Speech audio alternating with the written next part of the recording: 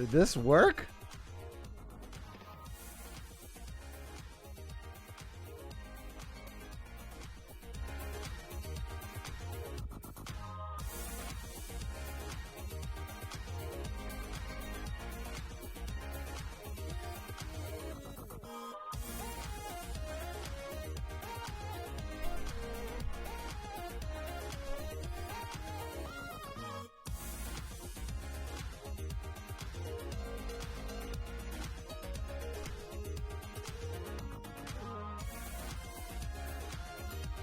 Hey, yo!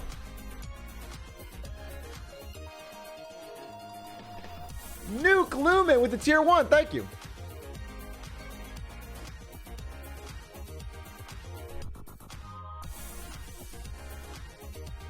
Oh, you like the new YouTube video?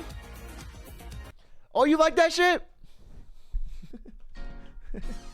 What's up, boys? What's up, what's up, what's up? How's that thumbnail, though? Thumbnail throws you off a little bit.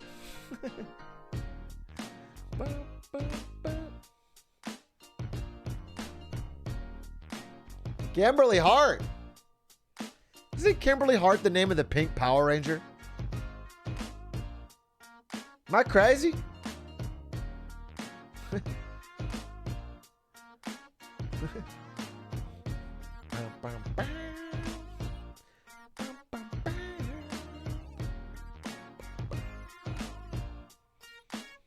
Fireblood with the 5 months. Alex Sharp with the 6. What's up, Liam?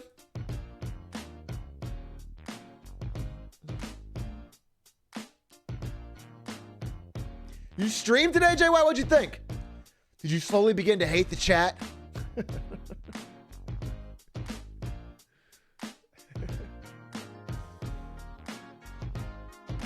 Howdy. New emote, Atrioc Bergsy. What'd you guys think of No Stream Sunday? What'd you guys think of No Stream Sunday yesterday? Pretty flames content, huh? Wasn't that shit crazy? It's a whole new, it's a whole new fucking style. No Stream Sunday. It's like everyone's trying to innovate with content. I'm going fucking next level. What if we did no content and made that the content? That's why I'm a pioneer. That's why I'm different. Vroheim. Thank you for the prime. Thank you for the prime. Ooh, actually, Vroheim, your message though, it does bring up a bit of a subject I do need to discuss today. I have to give a serious talk. Ooh, to my chat. Ooh, but we'll hold on that. We'll hold on it for a second. How's everybody doing?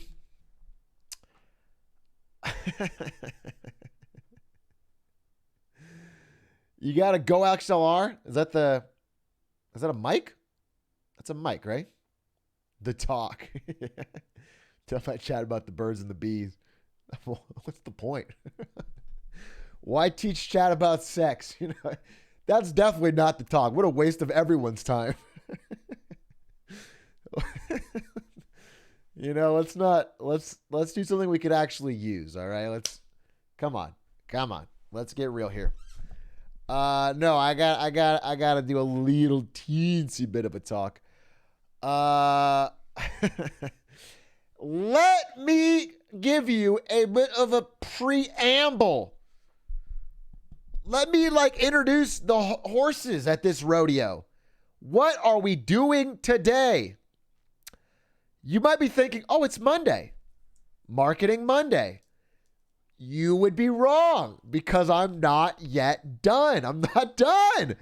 I worked on it. I swear I did.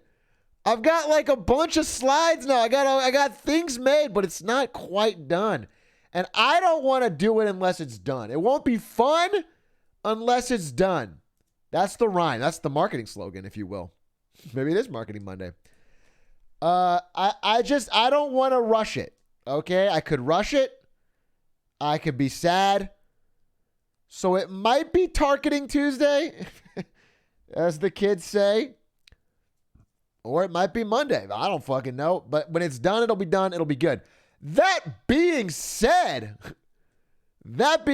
we skipped Get Smarter Saturdays. If I'm correct, I think we skipped them. And we have a lot of fucking good videos to watch. I wanted to watch them on my own yesterday. I was looking at the videos on the channel. I was like, damn, that looks interesting.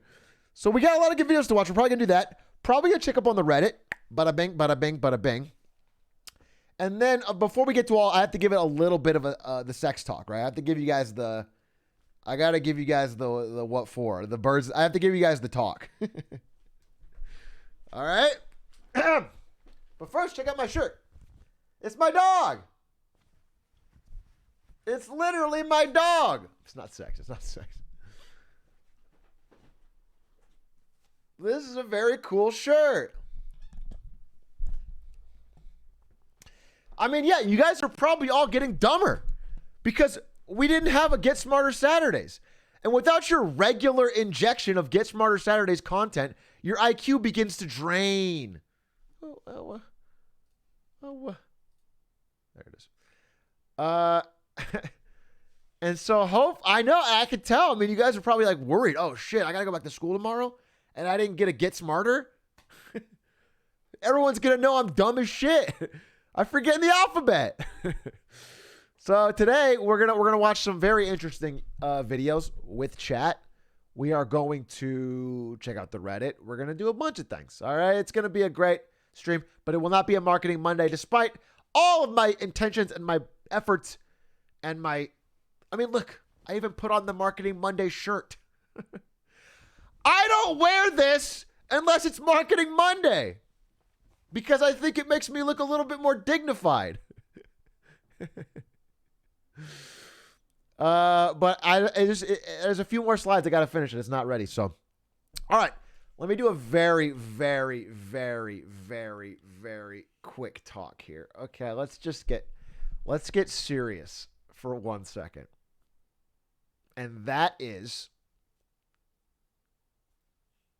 all right, now hear me close. This is not going to apply to all of you. This is only going to apply to very few of you, actually. And, I'm going to say this. All right. I don't know what is going on with, that's how I say this. How do I say this? I have been receiving a lot of positivity about my content lately in my DMs, Twitter comments, YouTube comments. People have been very excited, and it makes me happy, and it's awesome. But there's a small subset of them, because of the way that I initially gained a lot of my viewers, who, for whatever reason, aren't a fan of Ludwig's Rust content or Among Us content. And so they come over here and they say, oh, hey, Shrek, I love your stuff. You're so cool. Not like that shithead Ludwig. And what I want to say is that Ludwig is my very good friend. We are playing games together still all the time. I find it to be very insulting to both of us. I really don't enjoy that type of shit at all. If that content is not for you and you like mine, that's fucking awesome. I appreciate it. But I don't want people coming to my comments or to my DMs or to my chat and saying, man, your stuff's great, but Ludwig fucking sucks. Because he doesn't. We all know Ludwig stuff's great. He's my friend. He's doing. I can't wait for him to become the #1 streamer on Twitch. I can't wait. He's headed to the top. He's on a mission. All right? He wants to be a full-time streamer. He wants to be the biggest. He's going to do it. I believe in him. Okay? My goal is different, so the vibe is different. And if you like that vibe, fuck yeah. I'm glad you enjoy it. But you don't have to tell me that. You don't have to tell me that through the way you're telling me. All right? That's all I'm saying. That's and some of it's a joke. If you're like Ludwig's short and you're old and I like your shit, whatever. If it's all jokes, that's fine. But if you're like trying to use liking my stuff as a message to, I really don't like that.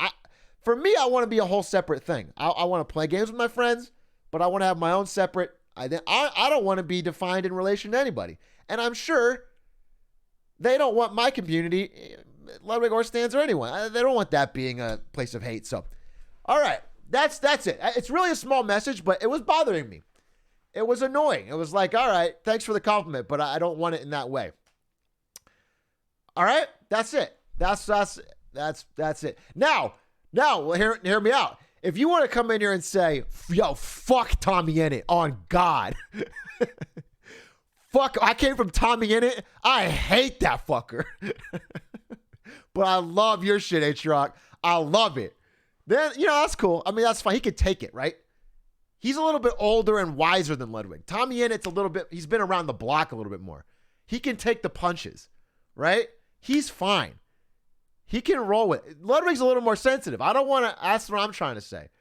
So if you're like, yo, I came here from fucking Technoblade, on God, fuck him. If I saw him in the street, I'd sock him in the face. But Atrioc, you rule. I love Marketing Monday. That's fine. All right, that's cool. All right? Of course I'll accept that compliment. But from my close friends, it doesn't feel comfortable to me. All right? Now, I have one more thing to say about this, though. Not everybody's going to get the message. This is one stream. We got like 1,000 people in here. There's 10,000 people watching the first hour of the YouTube video. Not everyone's going to message, but I don't want you guys to be the enforcers. So if you see someone do this, I don't want everyone piling on and being like, yo, fuck you. Atrioc said he hated this shit. Just please continue to ignore it. I will spread the message. What I do not want is my chat making it a bigger deal because you guys are going to make it worse. And if someone's new to the community, they don't even know why that's wrong yet, or they're trying to be interesting, they're trying to be fun. So just chill. That's the problem. It's hard to tell chat anything because they just want to be the fucking hero, dude. Chat, what? It's time for me to step up. This is my moment. They get their brass knuckles on and they start enforcing. So just pull it back. Just rein it in, all right? Just rein it in. All right? That's about it. That's all. That's my little speech. That's my little talk. Now, grab the pitchfork.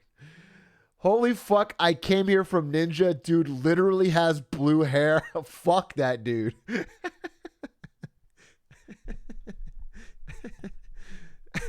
True. Dude, fucking true, actually. I'm sure most of my audience is actually ex-Ninja. People say I really fill Ninja's niche. Like, I got a lot of people that are like, oh, dude, I miss the old Ninja. Like, the guy that would fucking pawn at Fortnite Ninja. I miss the Ninja that would fucking, scream at little kids Ninja. I miss that shit. And, like, I come to Atrioc to find that, that's what he fulfills. Like, he does the sick Fortnite plays. He fucking has the wild hair. That's... And I'm glad. I appreciate that. But still, like, the Blev is my friend. And, like, so I don't want to be disrespecting. How's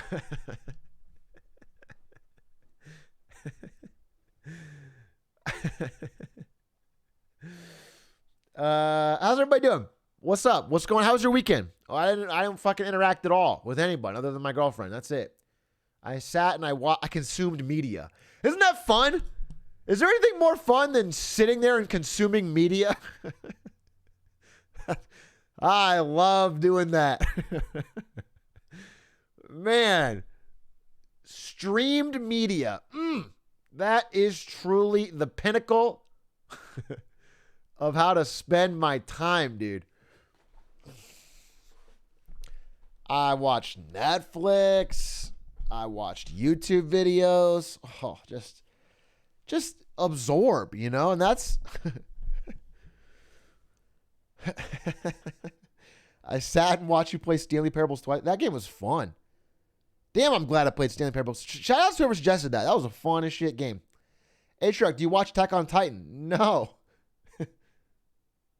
No, I don't. If you do, though, I'm glad. I hope it's good. I watch monster truck rallies. Okay, I watch fights and tough manly. I watch like guys grilling. I watch like football, but harder core like UFC. I watch like NASCAR. Yeah, you just don't like manly stuff, right? I don't watch Attack on Titan. Okay, excuse me, and your tone also. Excuse me. Okay. Look, this alpha.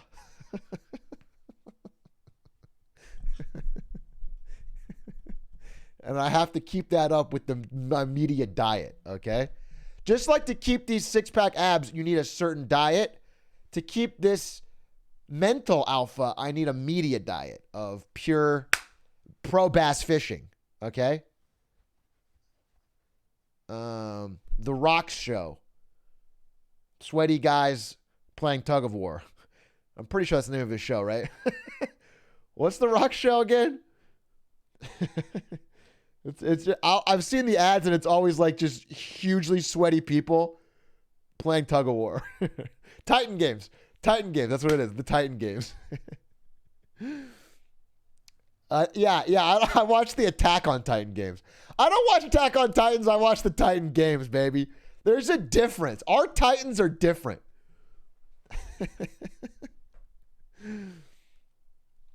No ad review today. No ad review today.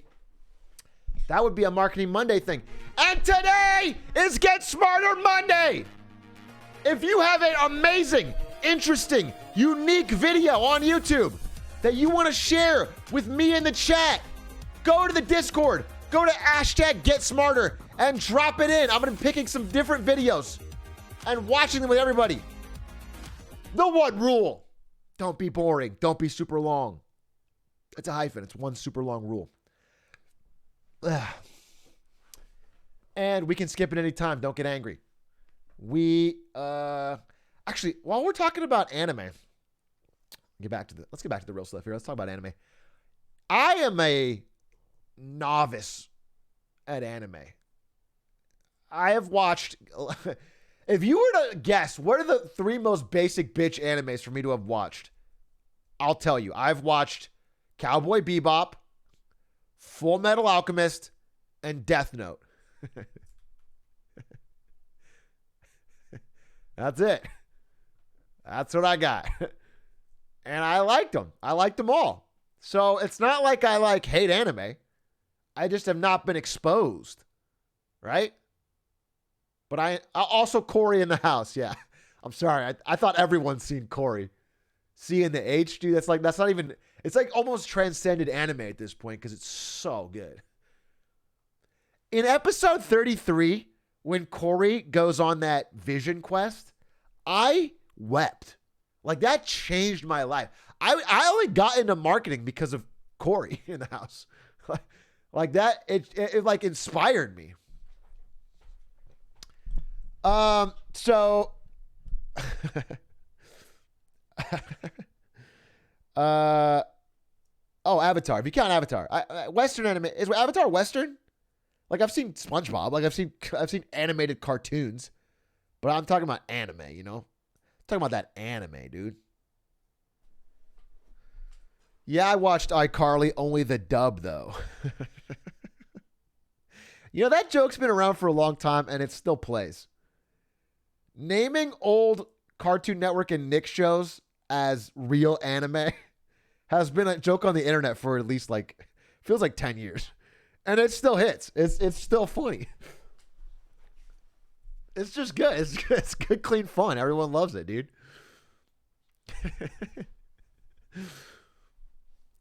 Yeah, Avatar is great. I fucking love Avatar, obviously. Everyone loves Avatar. Oh, we can watch Batman today, too.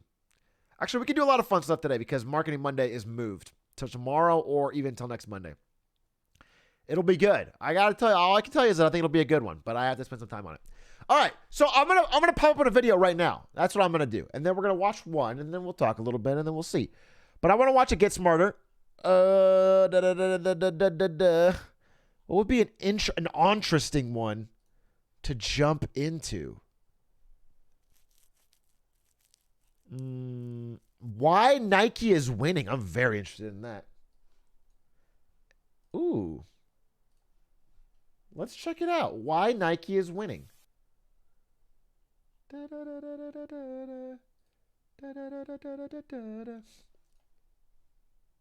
Adidas versus Puma.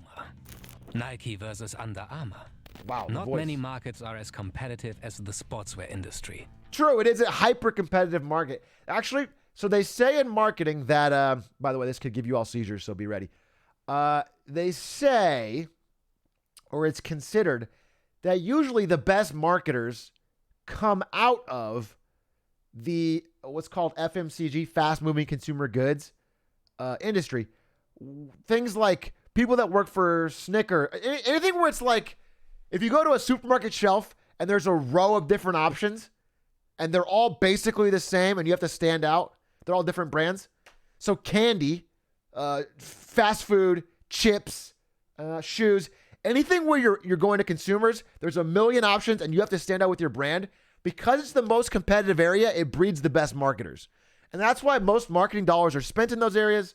That's why, for example, on the NVIDIA board is a woman who used to work in at Procter & Gamble, I think marketing like toothpaste or something, whatever. Like, she was invited to be on the NVIDIA board because we needed a good marketer. And the truth is, people that come from those areas they have to fight every day for like 3% market share. To grow even a little bit, you have to fucking kill it in marketing. Because there's no other way to do it. Your product's been the same for 20 years. Like Pepsi versus Coke, neither of them are changing the product. The formula doesn't change. The product doesn't change. All right? So how do you win? You have better marketing. That's it.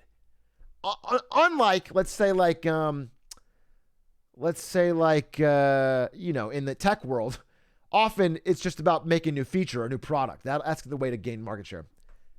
So anyway. Having the best shoe design, greatest athletes, and most efficient supply chain, there is a reason that the race for the market leader has been many times referred to as sneaker wars. Sneaker but wars! The point is, the battle is long decided. There is no question who the number one is. Nike's value is more than twice the market cap of Adidas, Puma, and Under Armour combined. I didn't know that. But damn. For real? By the way, a little sneak peek. I think I've already shown this one, so I don't feel like I'm spoiling it. I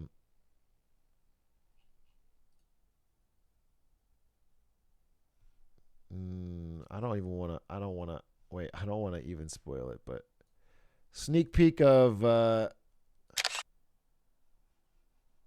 this is from Marketing Monday, just the left side. This is Tesla. It's worth more than every other car company combined. That's crazy. That shit's fucking by a lot. By like a full...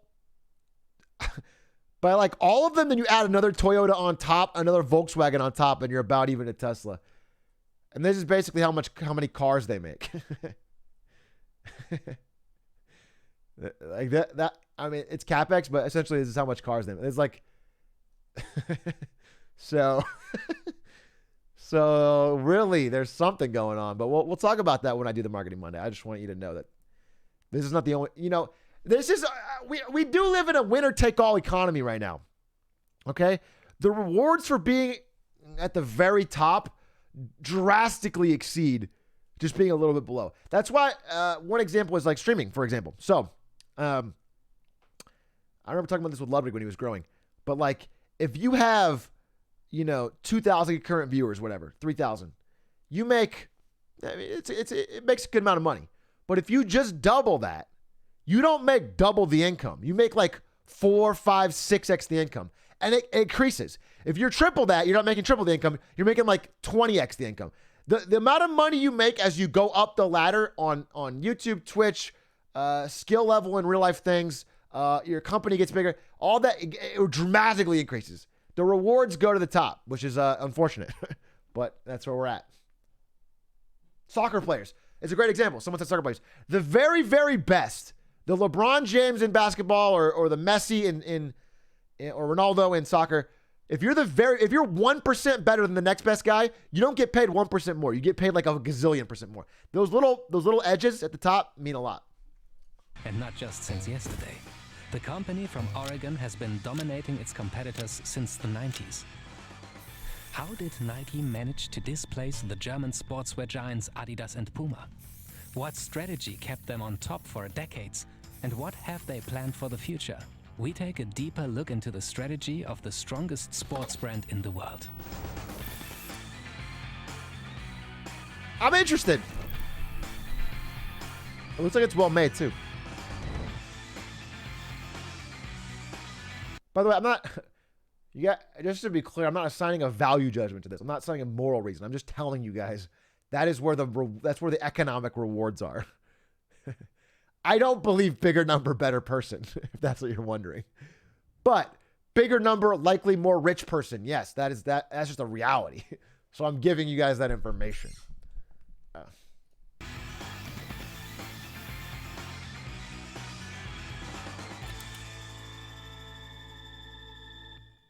For a long time, the sportswear market was dominated by German brands. Adidas and Puma were the big names. Germany! Had all the resources and know-how, and it didn't look like this would change very soon. But Phil Knight had a different idea. After graduating from the University of Oregon, he enrolled at Stanford for an MBA.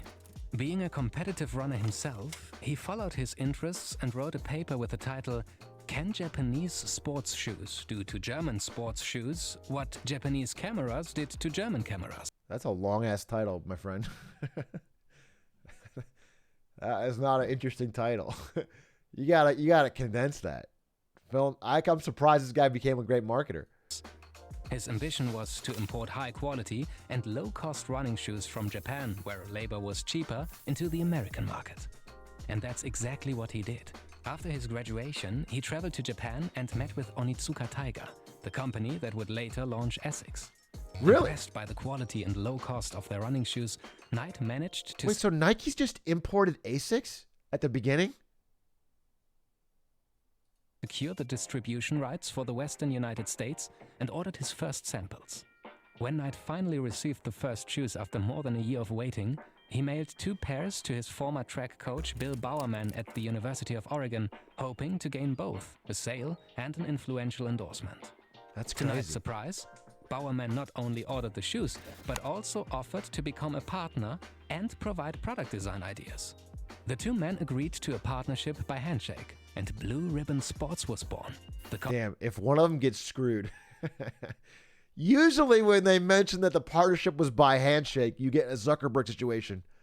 You know, I feel like one of them's going to get screwed, but we'll see. Company that would later become Nike.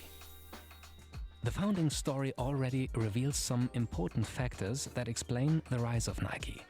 First, Phil Knight showed strong analytical skills by realizing the potential in outsourcing the production to Japan.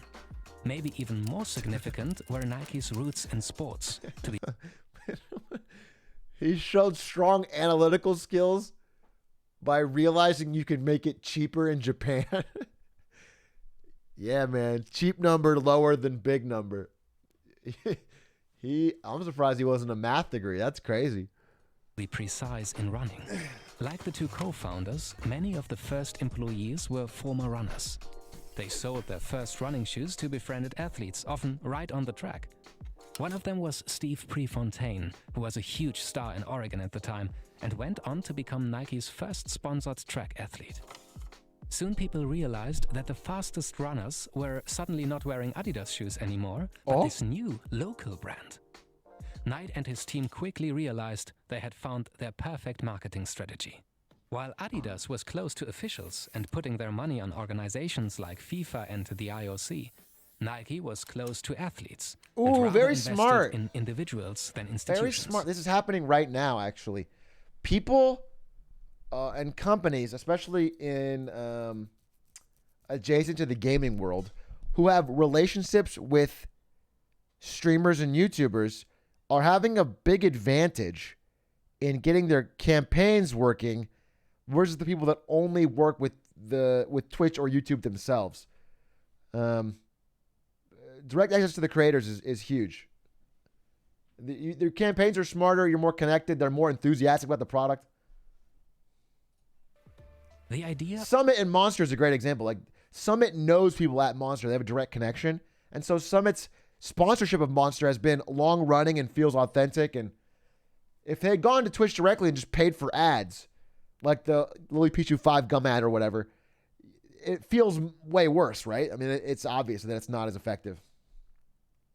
of creating a shoe brand He's G Fuel now. I'm sorry. He's G, but I'm saying it's a case like the Summit Monster ad ran for so long and was done so well. They probably just didn't have enough money as he grew to keep sponsoring him, but it was done right. from athletes for athletes was also shown in their hands-on research and development. Aside from an intensely competitive mindset, Bowerman displayed fascination with optimizing the shoes of his athletes. In the early 1970s, Oregon's Hayward Field, where Bowerman worked for years, was transitioning from I truly believe this, and this is someone, I work in marketing, so I have every incentive to lie here. But the truth is, I think marketing only works if you have a guy like this. A company needs somebody who's fucking obsessed about the product, that can make it better and better and better and really cares. Otherwise, people say Nike's a marketing company, but they constantly innovate with the shoes. And if they didn't, they would die. And that's the truth of it. It's like you can sell a good product, and good marketing with good product is like gasoline and a match. It'll go amazing. You'll sell a bunch. But if you try to lie, if you try to hype up a shit product that doesn't change, eventually people wake up. People aren't that stupid. People are stupid, but they're not that stupid. People always think, oh, everyone's so sheep, they fall for marketing. They don't really. Once they try it, if they find out that it doesn't live up to the hype, they fucking leave. So, Cyberpunk. Yeah, Cyberpunk's a good example. Cyberpunk had great marketing, and it had a iffy to bad product. Iffy if you had a high-end PC is pretty good. You know, there's some good parts. And they're paying the price. They're absolutely paying the price. The stock has not recovered. They're planning to spend a ton of money fixing it. Yeah, I mean, Cyberpunk is paying the price for sure. 1970s, Oregon's Hayward Field, where Bowerman worked for years, was transitioning from a crushed cinder track to an artificial surface.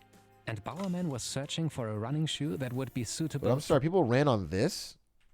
What is it? The shoe where Bowerman worked for years was transitioning from a crushed the fuck is this? cinder. People run on this? Do runners? Any runners in chat? I ran track in 7th grade and I didn't see this. Just gravel? Good traction? What if you fall?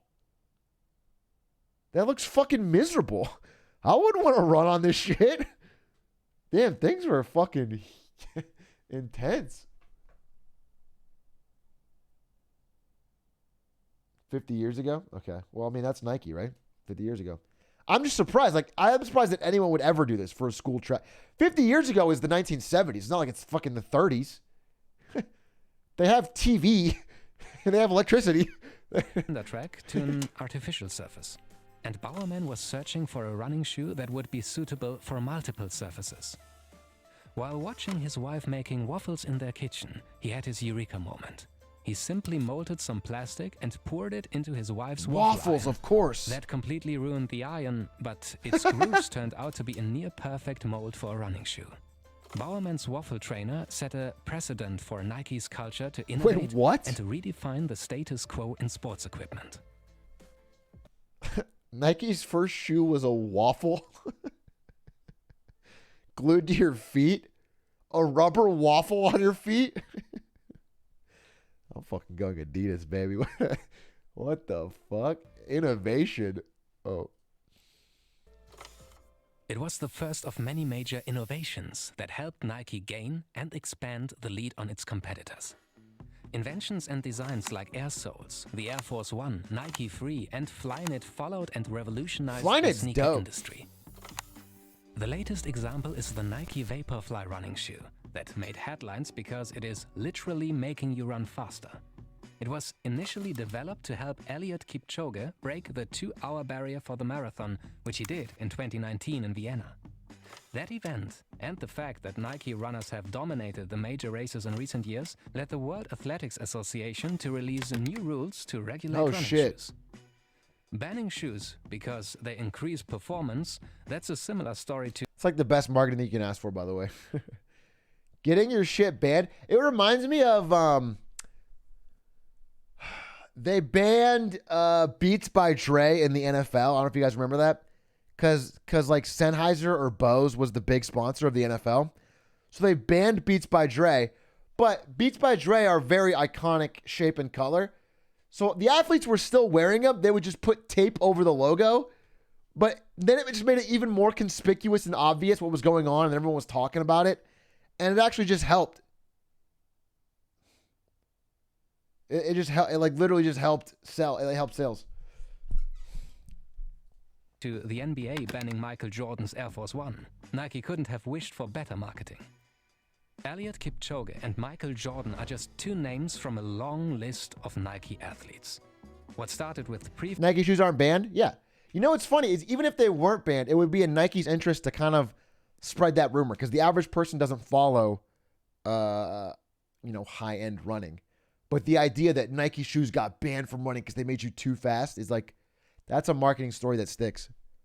Fontaine quickly developed into the most valuable sport portfolio in the world. Other big names of that list: Carl Lewis, Tiger Woods, Serena Williams, Ronaldinho, Roger Federer, LeBron James, and Cristiano Ronaldo, and the other Ronaldo.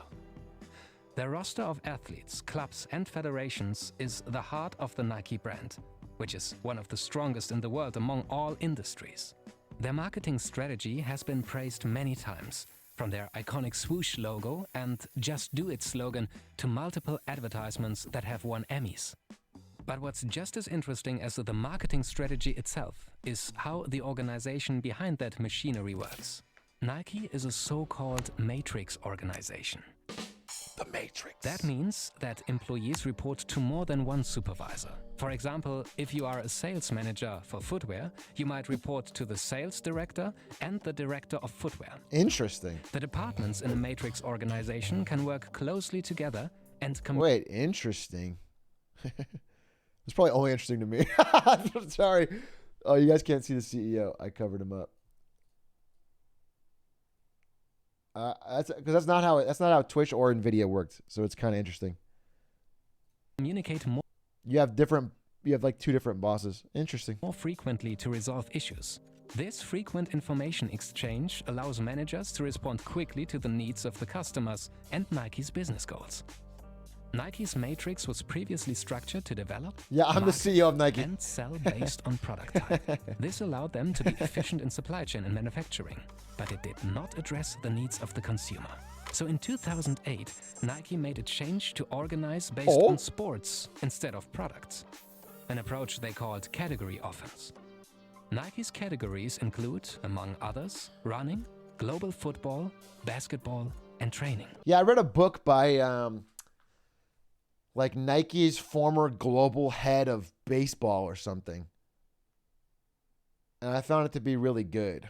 I'm trying to think of if there was any great takeaways, but he clearly knew his shit. He knew all. I think organizing by sports is good in general just because people usually only have in-depth knowledge about one or two.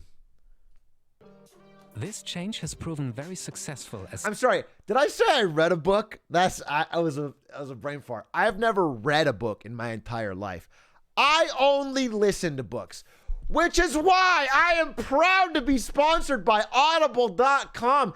Audiobooks for you and me. And if you were to go to the link in the panel below my stream, you could get 30 days of Audible for free. Any audiobook you want to set your eyes on, it could be read to you. You don't have to buy that paper. You don't have to chop down a tree. You don't have to strain your eyes looking at it. Just lay in bed, put your headphones on, put on an audiobook, which is what I literally did last night and have done many nights, or on road trips or on plane trips. Okay? It's actually a dope product. So if you're interested, thank you, Audible, for supporting Marketing Monday.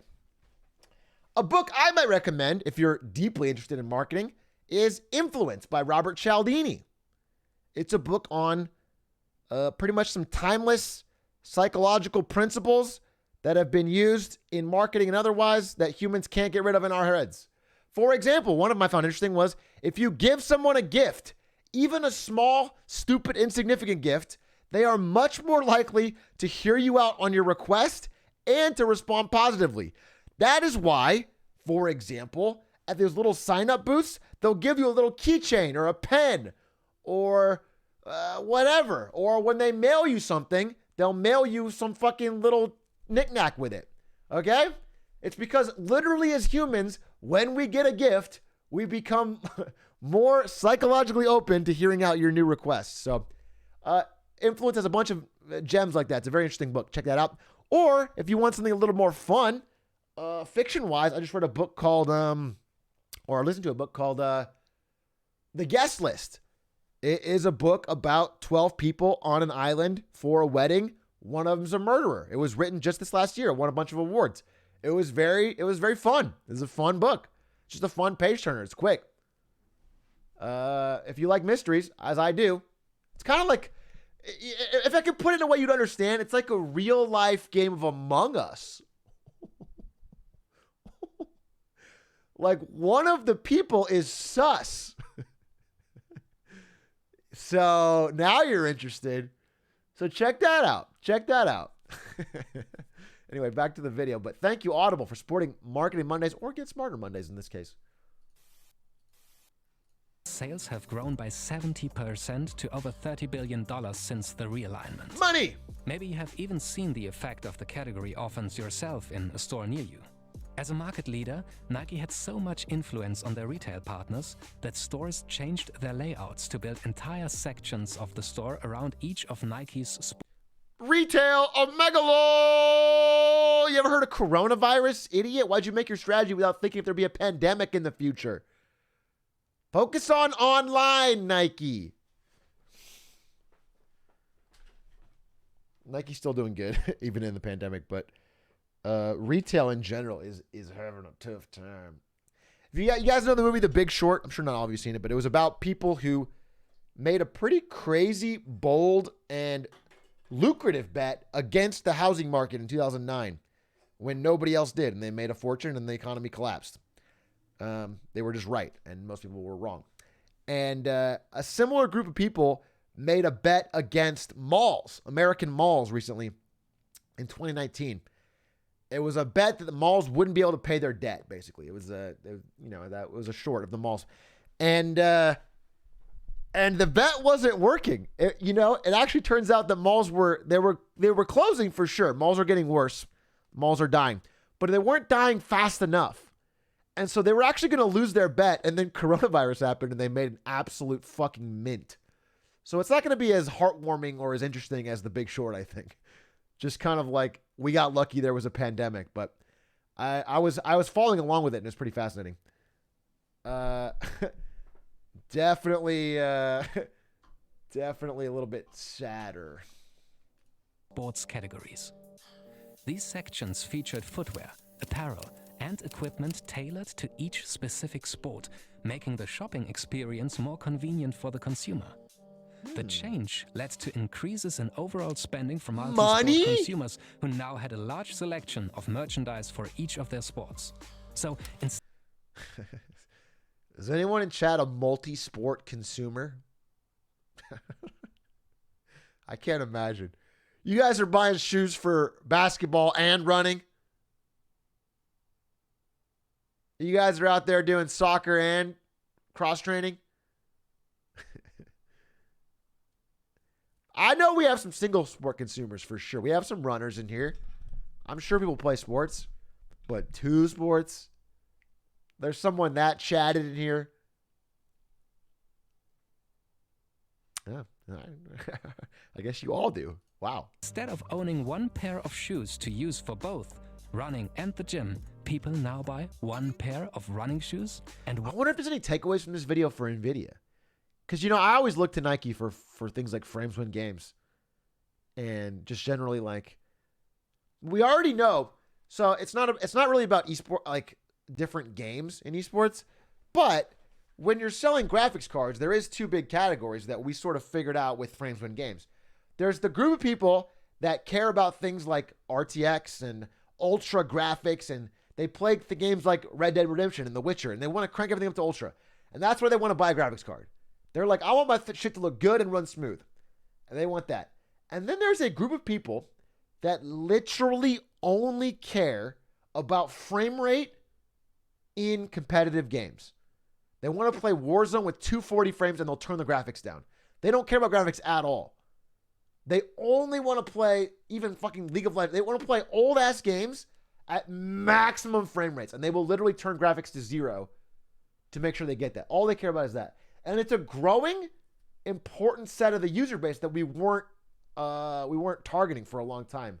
And then we did frames win games and sort of went in that direction, and it's been successful. But that's the big two that I see of the groups. One pair of training shoes. The category offense model has even improved Nike's financial reporting and planning. Now, Nike tracks financial performance by sports category and is able to make targeted investments in the struggling categories. For example, if they see a decline in sales of football boots, they could decide to sign a football club to stimulate sales. It is a perfect example how Nike... It's not exactly how it works. It's not like a Mario mushroom, okay? I mean, that was like billions of dollars of sale. Used their influence as a market leader to change the sports industry, from a focus on product silos to sports category. It explains how... I actually think there's risk in that. So look at this. The fact is that some sports are going to decline in just interest, right? They're not all evergreen forever. Like, hasn't like baseball been pretty much sort of slipping? Like, baseball viewership is down year over year for the past like 7 years. No, football's not a good example because football's definitely global and huge and gigantic and big as ever. But I feel like baseball's been like kind of just dying.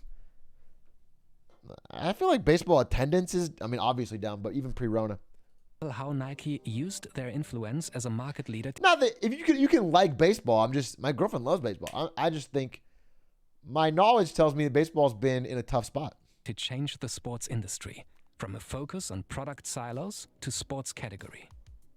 It explains how the company defended and expanded the lead over Adidas and Puma in recent years. But what are Nike's plans for the future? Their strategic outlook might be even more... Well, so I just want to talk about that for one more second because, you know, literally I got to speak with the CMO, Chief Marketing Officer of the NFL. I got to talk with her. She's now former, but I got to talk with her. And she said... This was to a group of NVIDIAns, so it wasn't like me and her just kicking it. She's not my best homie. It was a group, but she spoke to us. And I got to ask questions. And she said literally that Madden was the #1 way to get new young fans. Like a huge amount of people that grew up playing Madden became football fans. And if they hadn't had Madden, they wouldn't have watched football.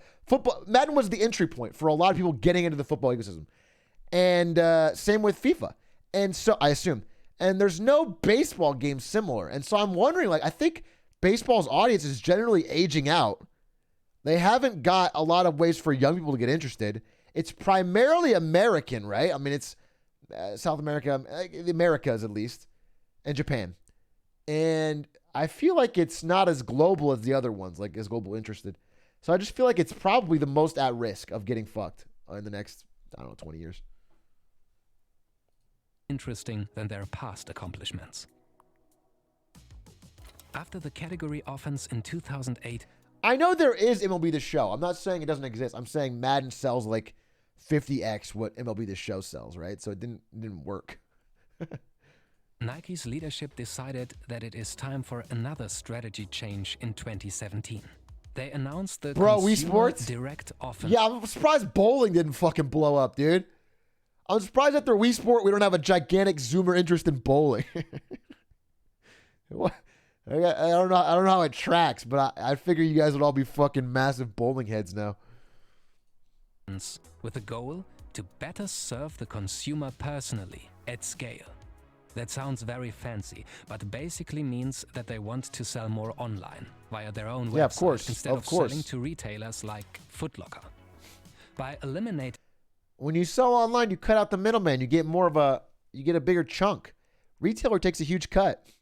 That's why game developers are super fucking happy now to be selling through Steam and Epic Store and digital download on PS Store and Xbox. Like, eventually, they're going to be like, wow, I don't want to give you 30%.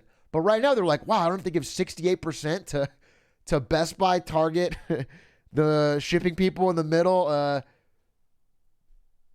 They'll eventually be mad about this percent once it gets normalized. But right now, they're like, it's better, so they're happy.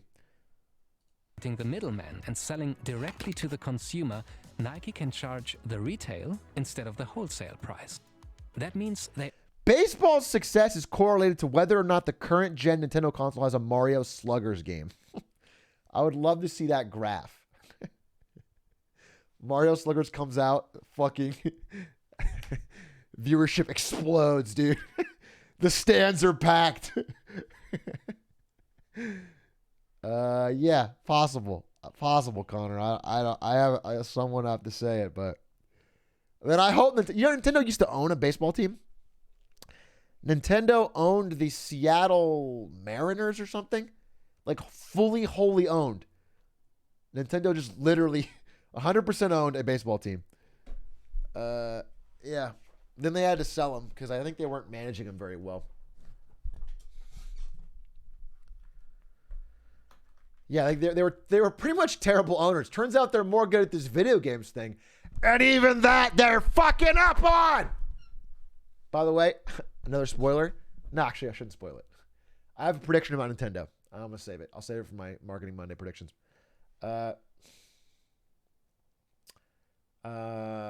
Look, they make good games.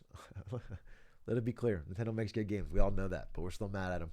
They earn more money for every shoe they sell. In the end, most of the strategic decisions are about the margin, although sometimes it's not obvious at first sight. Love that juicy margin. Let's look at another. That's why Tesla's so profitable, by the way. Well, no, it's not why, actually. There's so much more that goes into it. Tesla's a bad example. Generally, companies with high margin are the ones you want to be invested in or looking at because that means they have a strong, fierce brand. An important pillar of Nike's newest strategy, a strong focus on women. So if they want to call you crazy, fine. Girls, get it done. Show them what crazy can do. Now people could argue that this is just some shiny commercial for social greenwashing. But Nike is actually very serious about that shift of focus towards women's sports. That becomes clear when looking at their matrix again. Nike's new CEO recently announced a shift to a new, simpler consumer construct of men's, women's, and kids. Besides some changes to senior leadership, that means that the focus of Nike will be more tailored on the individual needs of the consumers in each of these categories. True facts. Supporting equality and women's rights is... Well, let me just say, okay. Not that I believe in this cause, obviously. And it is good. Let's talk about the profit reasons, right? Because Nike doesn't... Well, let me give you an example. Nike made the Colin Kaepernick ad, which I thought, a lot of companies do very terrible attempts at woke ads. Their dollar signs in their eyes shine through too easily. You can see how thin their actual commitment is. They're all very transparent with, I want money and I want you to like me, right? And so they're all pretty bad at it. That being said, Nike was particularly good. The Colin Kaepernick ad is good because it literally got people angry at them. But they did the math and they said, look, our customer base is primarily urban, primarily young. That demographic primarily skews Democratic. Even as a political issue, we're going to go with Colin Kaepernick. Also, it puts us forward-leaning. And their sales did great. Their stock is up since. So that was a smart value judgment. What is interesting about this is, and it's worth mentioning, is that the purchasing power of women is drastically on a rise. Like, drastically. People, I think if you want to know why all this stuff has been happening recently, you should look at how women are just literally making more money and have more economic muscle to move around, which means they are no longer getting bullied economically, which is probably why the timing of the Me Too movement also is beginning to happen in the past few years, because literally women are making more money. That is why. It's not, the companies are not leading, is what I'm trying to say. The companies are following. The companies are always following the trends of where the money's going, and then they're trying to act like they're pioneers, but they're always one step behind. Nike's just a little bit closer. One of the, literally, I think what I heard was that 62% or something of all valedictorians are now women. Women generally do better in,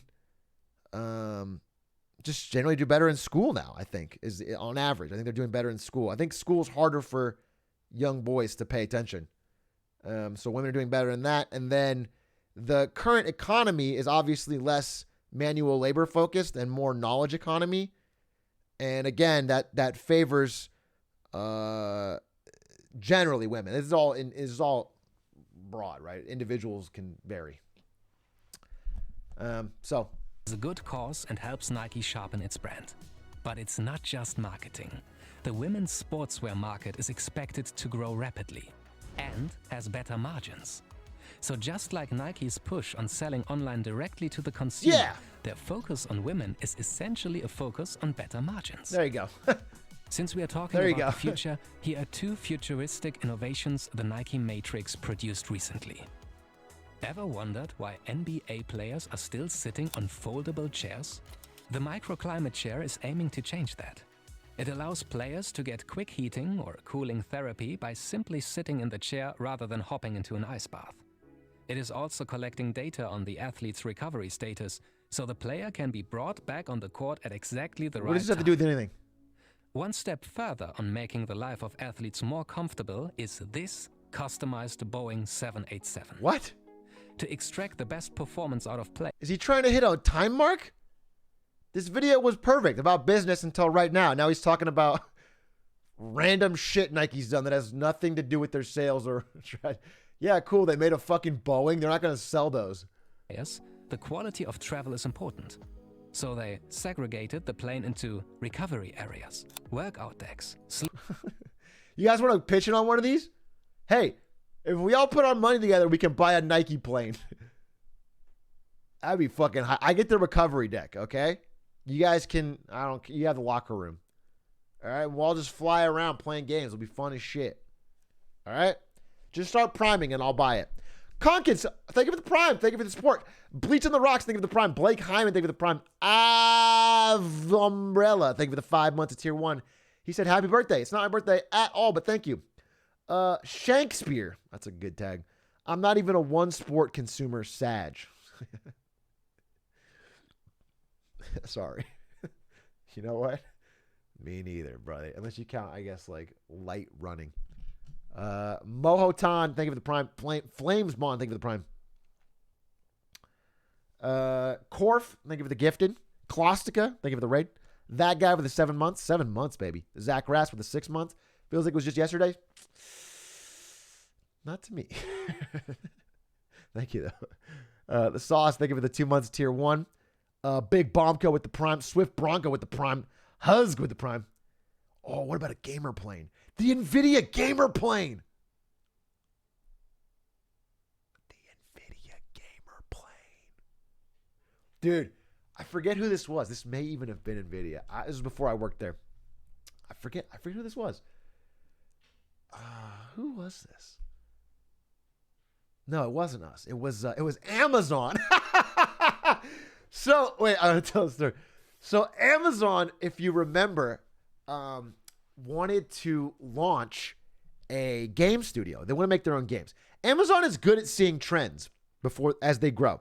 And Amazon saw back in 14, 15, that video games are a massively, massively more important and growing industry. If you guys know, video games are currently bigger as an industry than music, radio, newspapers, Hollywood, all movies and TV, I believe combined, if not very close. Bigger than all of them, but at least bigger than combined. Video games is massive. Not pay TV, not cable TV though. Cable TV is still fucking profit central, but stream TV. So in terms of profit, direct profit. So gaming has just become well more. This includes mobile games. Mobile games, but I'm just saying, gaming as a whole has become fucking gigantic. It dwarfs Hollywood. And so Amazon saw that and was like, let's get into games. Let's make our own games. The power's with the publisher.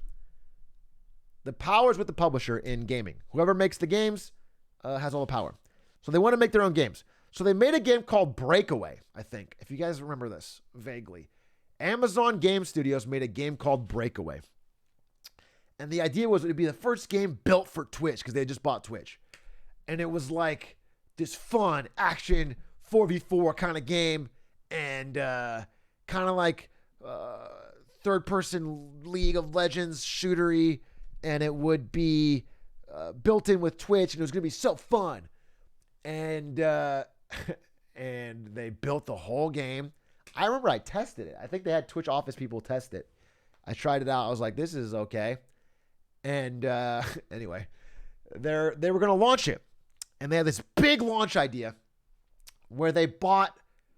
We can watch the trailer. Actually, let's watch the trailer because I want you guys to see what I'm talking about. It'll help if you can see what I'm talking about.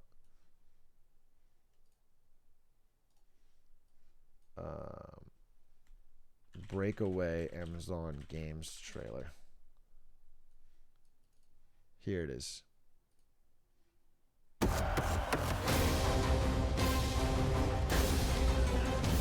Oh! Oh!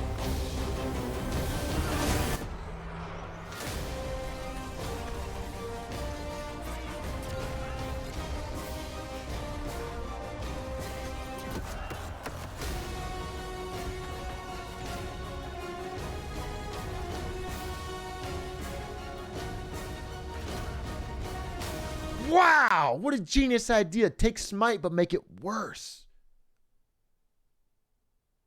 If you could somehow make Smite worse, gamers would love it more. Anyway, so the game was very uninspired, but it was their first game. All they spent was a few $100 million on it. What do you expect? It's your first game. And so they had the most insane launch. Now, again, I could be conflating this with their second game, but I think this is their first game. They bought a fucking military boat, like the USS Venture or something, like a battle cruiser. What do you call it? What do you call like a naval cruiser? Not a full on battleship though. Like a destroyer or a frigate. Yeah, like a frigate or a destroyer. Yeah. Either way, they got this fucking military boat and they held a giant launch LAN party on the boat. Except they didn't realize, by the way, the main selling point of this game was the integration with Twitch because they had just bought Twitch. That was the main selling point. They didn't realize the internet is not very good on a boat in the middle of the ocean. Like it's hard to stream 20 perspectives and also set up a bunch of computers. So let me just, I wish I could,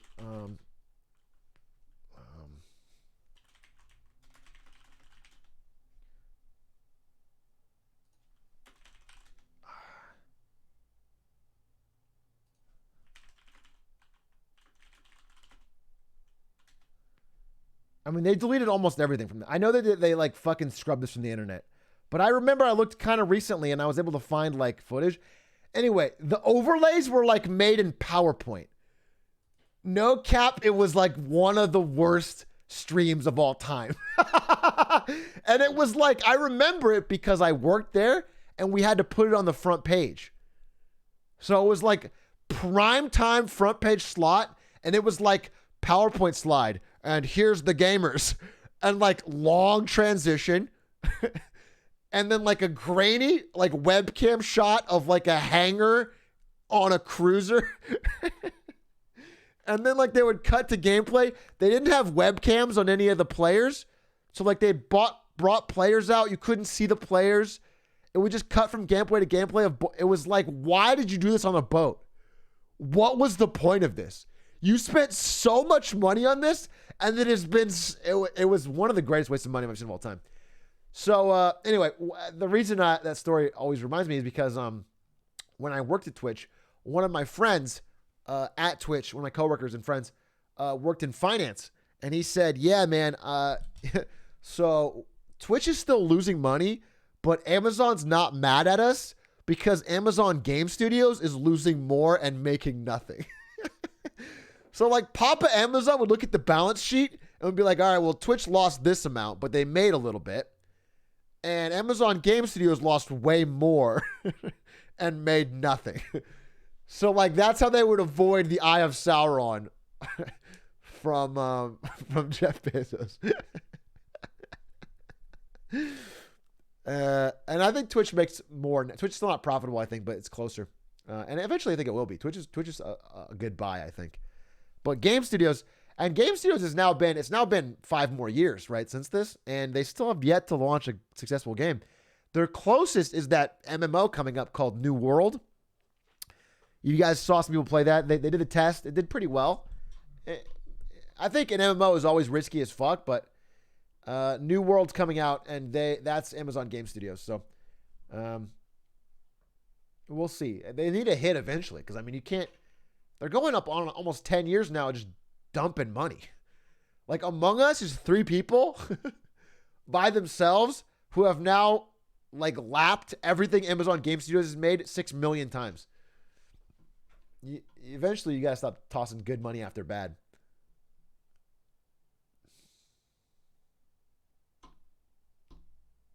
Yeah, Connor, they did kill a game. I don't remember what the other game was. They've killed a bunch of games.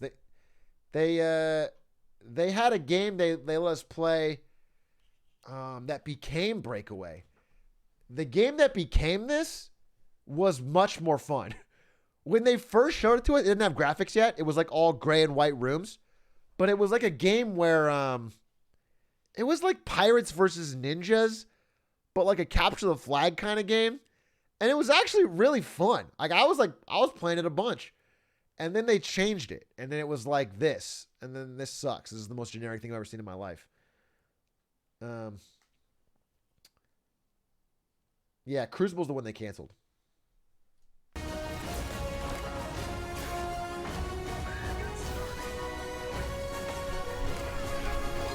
Why does Google say you're 51 years old? Because I paid them to make me seem younger. There's a service you can do. So I'm actually over 2,000 years old at this point, but I was like, all right, maybe I can go down to 50 if I spend a little quiche. Benefits of being rich.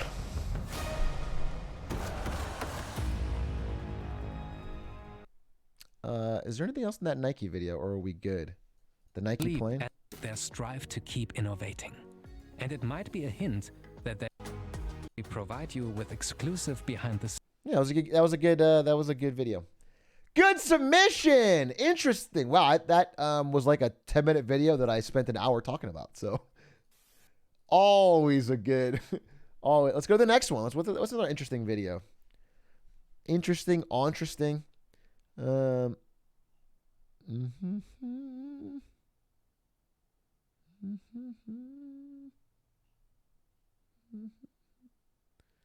The crunch culture conundrum. This is interesting because it has to do with crunch and video games. And we like video games. Shit. Oh, shit. Video games.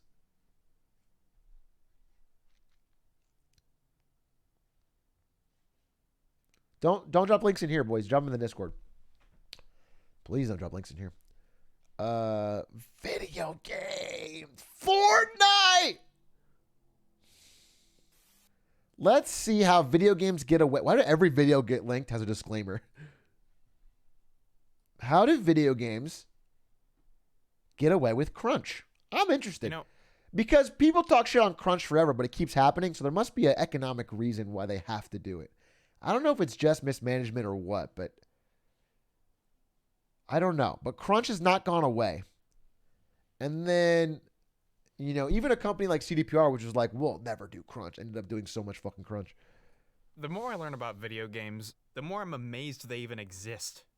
It is really hard to visualize how a game goes from idea to product. But the more I learn about what goes on in the average studio, the more I'm beginning to realize that creating a commercially successful video game, indie or AAA, is a stressful, expensive, time-consuming, exhausting undertaking. It is expensive. Games have gotten more expensive every year. I feel like ever.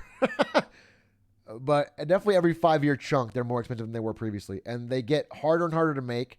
And because the average hardware of everyone goes up, you have to make a much more textures. You have to da-da-da-da-da. So, and it sucks because a team, like I visited the studio that made that Avengers game. And they have this big office, and they have concept art on the walls, and they have rows and rows of desks of people doing art and programming, and they have all of this, and they have a lunchroom, and they have all of this. And you add it all up, and the game sucks. And then 3 people make Among Us and make a fucking mint. And you got to be like, damn, the economics here are a little off. What are we doing? What are we doing, dude? And so I mean, I'm going to talk about this in my marketing predictions, but I do think there's a reckoning coming. The AAA model is making less and less sense for so many people. Shit comes at a high price. Not just financially. Hello, I am Funny Cartoon Man, and today we will be discussing mental health, self-care, workplace abuse, and other fun topics. Hell yeah! I think before we get ourselves knee-deep in bullshit, I gotta make a thing clear for those who aren't already aware. Crunch and crunch. Wait, I'm sorry. Bick Ing. Thank you for the tier 5 to tier 1. He said, when the imposter is sus, as his sub message. I just had to read that out because I thought it was so fucking cool. Yes, dude. I can relate. I know what you're referencing. That's the thing. You and me have a connection. Like, this chat doesn't get it, but like, I get it. Like, I get it, dude. You and me. Fucking like this.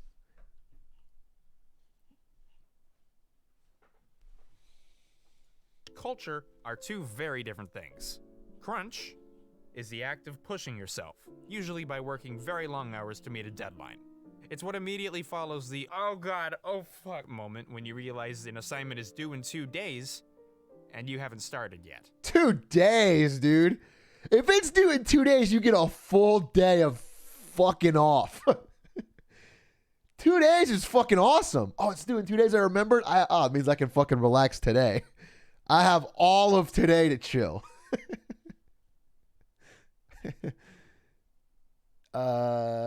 Yeah. 2 days is nothing. The hard part is when it's like the day of. Especially if you realize it. The real hard part is me in college realizing, oh, that was due 2 weeks ago. And I haven't been to class in 3 weeks, but at least I played a lot of League of Legends. That's what. Oh, and also I need a passing grade in this class or I'm fucking screwed. That's what happens. I'm going to get some water real quick.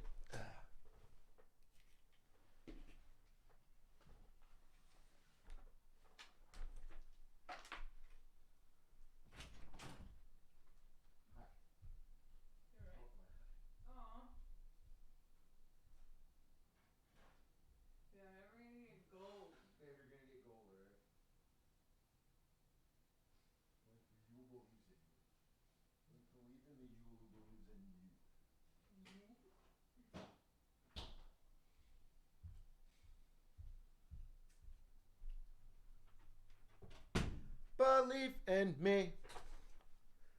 Believe in you. For every. Oh, yep, Coke. Yep, Coke. Oh my God, I spammed Yep, Coke. I'm the funniest fucking man alive. Holy shit, induct me into the Comedy Hall of Fame. Chris Farley, I'm coming. I'm coming, Chris Farley. I'm going to see you in heaven in the comedy club. Because I wrote fucking Yep Coke in Atrioc's chat once when he went to get water. Oh my God, I'm so fucking funny.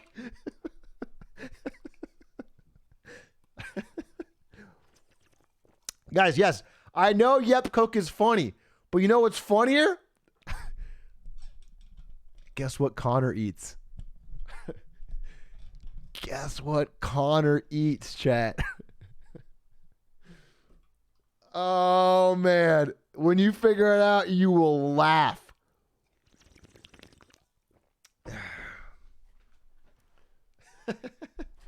Now that's funny. That's good humor. All right. You guys are dumb with the Yep Coke stuff because...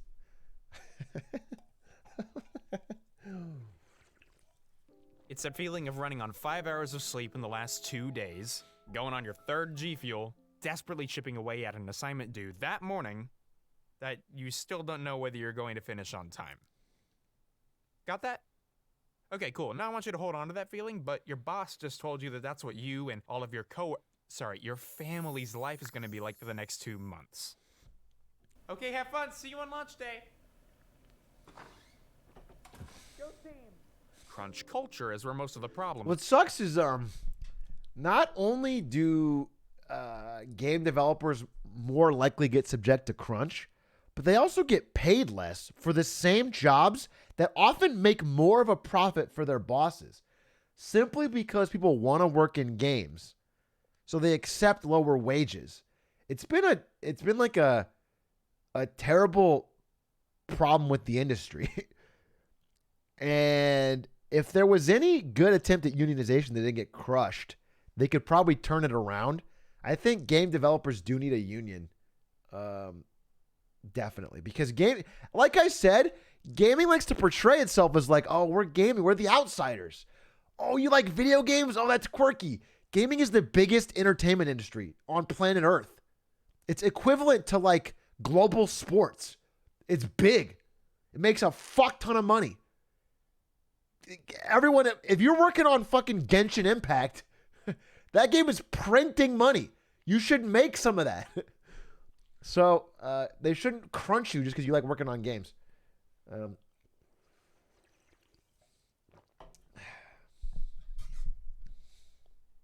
Come from. It's the idea that regularly staying late, slaving away on a project among your peers is a good thing, actually, and should be expected from those in the field. Those who buy into it would argue, consciously or subconsciously, that it's a rite of passage. That getting stuff done and doing it well isn't just important, it's the most important. All that lame-ass work-life balance, mental health shit can go to hell if it means we're delaying Frogger Ancient Shadow. Well, holy shit, you better not fucking delay Frogger Ancient Shadow, though. For real. I've been waiting on that for a long time, actually. I get it. Like, I get it. Crunch, it's bad. Pay him more. But also, I'm also a gamer, and I do need my gamies. Okay? Like, I do want all the things. Like, I don't want you guys to slow down any game by 1 iota at all, nor increase the prices. But I do hate crunch. Adjusted people don't usually wake up one day and decide to abandon their social life and also 80% of their sleep. Crunch is a result of deadlines, a lack of time needed to comfortably reach them, and a general sentiment that it's okay to burn the candle at both ends. Some would say that this is a bad thing. I'm gonna burp. What? What's wrong? Oh, nothing. Okay. Okay, well, since you asked, I just have all this pubic hair, and I don't know how to get rid of it. Yeah, I really don't like that. I know that. Introducing Manscaped, today's sponsor and the #1. Okay. I was like, wow, this video took a turn. I was really wondering how did that connect back?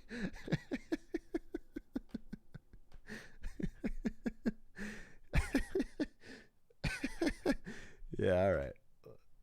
Let's skip this. My friend Ed, who you may know better as Punk Duck, was recently hit by a car. He suffered... What is going on with this video?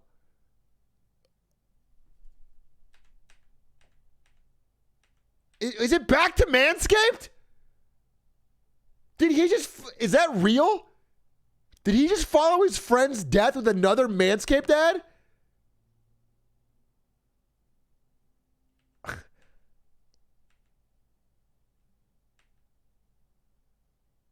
Okay, I'm just going to go back to the end of this, and we're going to... So, I prepared a list of words that describe me. You'll notice game developer and smart are not on this list. So in addition to binging every article and video on Crunch I could find, I've spoken to a few people who work or worked in the industry. That way Cool. it seems like I know what I'm talking about. I know some people have always said well, we're not holding a gun to your head excuse, but yeah, you are. My employment is in your hands, and if you don't like that I don't want to crunch, you're going to let me go, and I'll be out of a job. This is Chris the Dad. Or Not if you unionize, baby. Let me tell you something. Let me tell you something about leverage here. If a game... Now, this is harder if you're at the bottom of the pyramid. But if you're a little bit up, let's say you've been in a company for a little while, 3-4 years, you're embedded in the game, even without a union. If someone tells you have to fucking ruin your life crunching, you can tell them that if you feel like firing me, someone who is pretty embedded in this game, and training someone new while you're crunching to make your holiday deadline, then go the fuck ahead. They're not going to fire you, dog, because they fucking can't. You got a little more leverage than you think you have. It's like literally like if I am trying to get a fucking YouTube video out tomorrow and I'm trying to pressure my editor. Okay, here's the deal. What am I going to do? Fucking fire them? Find a new editor? Teach them about my shit content? Give them all the clips? No. That's why I try to keep my editors dumb and poor.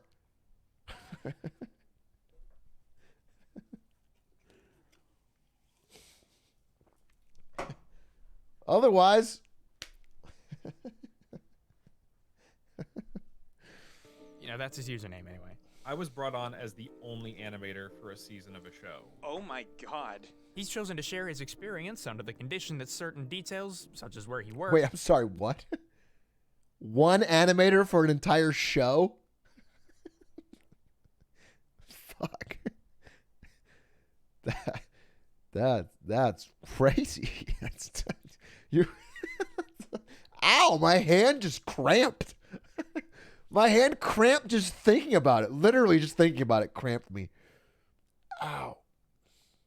But I think people are afraid of recognizing and mentioning their leverage, and they also don't know how to do it without coming off as assholes.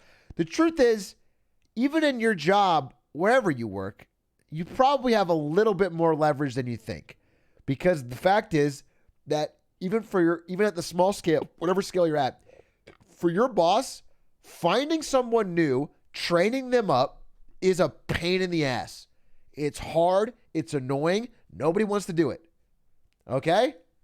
So, even on that alone, you have some leverage. Okay?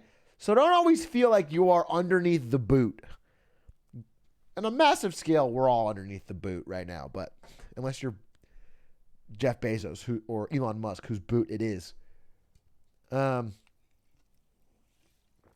in certain industries, people have mentioned this already. Fast food, retail, certain things, they have made it a core competency to get new people in, cycle them out. People don't stay very long, so they've already made it like they're already like ready. They're ready. They've done this entirely to prevent you from losing your leverage. So yeah, you have less leverage there, unfortunately. But anything where it took a little bit of training, any job where it took a little bit of training, just know that you already have that bit of leverage. Remain undisclosed. This is not only because the job market could blacklist him for telling the truth, but because the company he worked for can also sue him if he directly says bad things about them. In most industries, this is standard practice. When crunch is discussed in relation to a company people actually like, pay attention and you'll notice the white knight neckbeards rushing to the defense of the multi-million-dollar company. Yeah, that's it. Paid overtime. Paid overtime under Polish work laws, which are much better than the United States. Wow, you're telling me these developers are getting paid to work the same hours as an 18th century coal miner? Oh, yes, Queen, give us the bare minimum. One of the most popular arguments used by both... What was it? Oh, yes, Queen! Damn, they worked 100-hour weeks, 14-hour days on Cyberpunk. And the moral of the story is it worked. Wow. I guess crunch is a good thing, you know? It's like, and the game was done. What are you going to say? Like, put in the time and the result is perfect. All right. It's all about hours in, product out. There is no way that the mismatched, buggy output could any way be tracked back to a dystopian work culture. Nope. Give us the bare minimum. One of the most popular arguments used by both morons and PR departments is that nobody's got a gun to their head. They chose to work 80 hours a week. They chose to abandon their social life. This is important because it clearly defines more than a year as a time span of overtime. But as we will underline soon, this happens independent from any requirement. Sometimes there are employees who just stay late at the office or put in those extra hours. With artists and people passionate about their craft, it happens. I distinctly remember somebody telling me early on, you are not expected to crunch. It is not required. And I'm like, cool. And then crunch hit. 12 to 16 hour days, 7 days a week for a month straight. That averages out to 100 hours a week, which is like a cartoon number. I can hardly wrap my head around that, but that's like sweatshop hours. You might be thinking to yourself, well, if Chris wasn't forced to crunch, why'd he do it anyway? Simple. Coercion. Technically, yeah, Chris didn't have to crunch. In the same way I don't technically have to obey my house arrest. It was like, yeah, you're not technically by contract required to crunch, but they're not going to hire you back if you don't. They're going to let your contract expire and then that'll be it. Most studios don't technically mandate crunch periods. They don't have to. Over 50% of game devs consider crunch expected by... Jesus. 50% expected. Just expected. That's crazy. The worst part, though, is when you're salaried. Because again, like I said, I mean, I'm not condoning CDPR's 100-hour weeks, but I do believe it was paid overtime by the hour. If you're salaried, if you make, I don't know, fucking 45, 60,000, whatever, 80, all the extra hours aren't making you any more money. All it is driving down your hourly wage to sub-minimum wage, even if you're making 80,000. What I think is interesting, though, is from what I've seen, crunch isn't even very effective. Like, it doesn't, because human beings, it's pretty predictable, actually, what happens when you force someone to overwork, is that eventually they burn out. And when they burn out, I guess what happens is you could crunch, finish the game, and then you don't care if they burn out. But assuming you have enough stuff to keep them going, like if Riot did crunch, it wouldn't be effective because they would hit one milestone and then be late on the next one. Like eventually when they burn out, you just stop. You just can't. You just do almost nothing, or you're at the office but you're not working. You're dead. Does Riot do crunch? I haven't heard that. I have friends that work at Riot. I had not heard about crunch. Maybe at the start. I think Riot has a pretty steady clip. In fact, Riot has a pretty good work-life culture because my understanding is like the way they've responded post-COVID is like well, it's all work from home now, but they have Mondays and Fridays work from home mandatory. So they're only in office 3 days a week. They had terrible sexism. They had a very sexist work environment, but I don't think they had crunch. And I also think they've changed. They've made changes to that. Their employers. Last year, Epic Games developers described a culture of fear, where overtime wasn't mandated, but it was expected.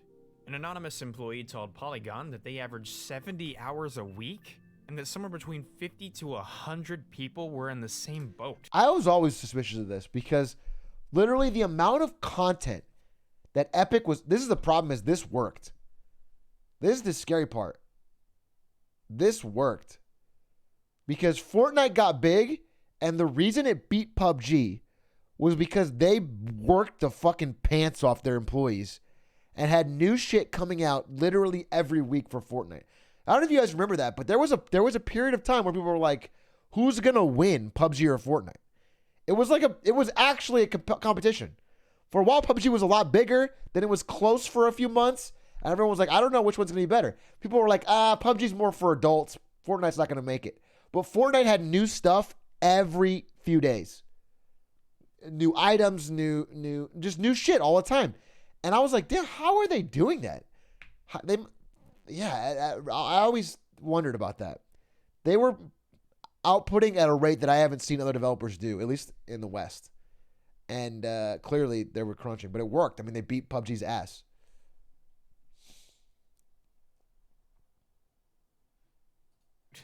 The company gives us unlimited time off, but it's almost impossible to take the time. If I take time off, the workload falls onto other people, and nobody wants to be that guy. So both justification. Both Twitch and Nvidia have this, and they have the same. I'm not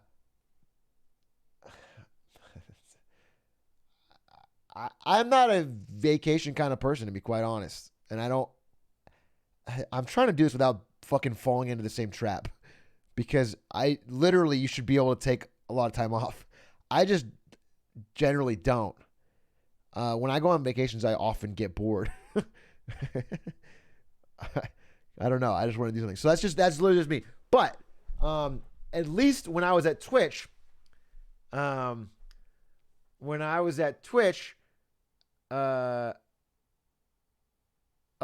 this was true. There was unlimited time off, but no one could take it. And what's interesting is unlimited time off is worse in a lot of times than like saying you have 2 weeks or 3 weeks, whatever. If they give you an exact amount of time, then you're like, oh, the year's almost over. I should use my 3 weeks of time off. I should take a vacation. But if it's unlimited, then it's like it can always be pushed off. You never actually take it. And whenever you leave or you're fired, you're not owed anything. You know, like if you've saved up 8 months of time off or whatever, if you never take vacations and you always work, then when you leave a company, they pay you for the time off. Because you've racked it up, you've accrued it. But with unlimited, you never accrue anything. So it's a bit of a sneaky gambit by corporations.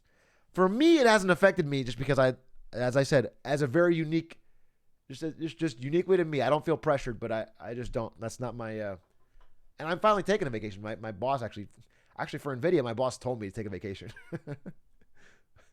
Literally, my boss told me, hey, take a fucking vacation. It's been like a few years. Take a vacation. So I'm taking I'm going to Tahiti in February. But you should. I am fully on the side of workers' rights here. I want to explain the sneakiness of this gambit. Unlimited time off is it usually averages to less than just giving you some set time off. Another anecdote reads, I hardly sleep. I'm grumpy at home. I have no energy to go out. Getting a weekend away from work is a major achievement. If I take Saturday off, I feel guilty. I'm not being forced to work this way, but if I don't, the job won't get done. Hey, don't worry, it gets worse. At Epic Games, and most of the industry, it's standard practice to hire a core group of employees, as well as a larger body of cheaper, less experienced contract workers to do the lower-level grunt work. But here's the thing about contract work. In addition, this is where it's fucked. Contract work, contractors in general have been so abused. Contracting is like, it's just a great fucking scam. They've found so many ways to reduce the leverage of contracted employees so they can push them around.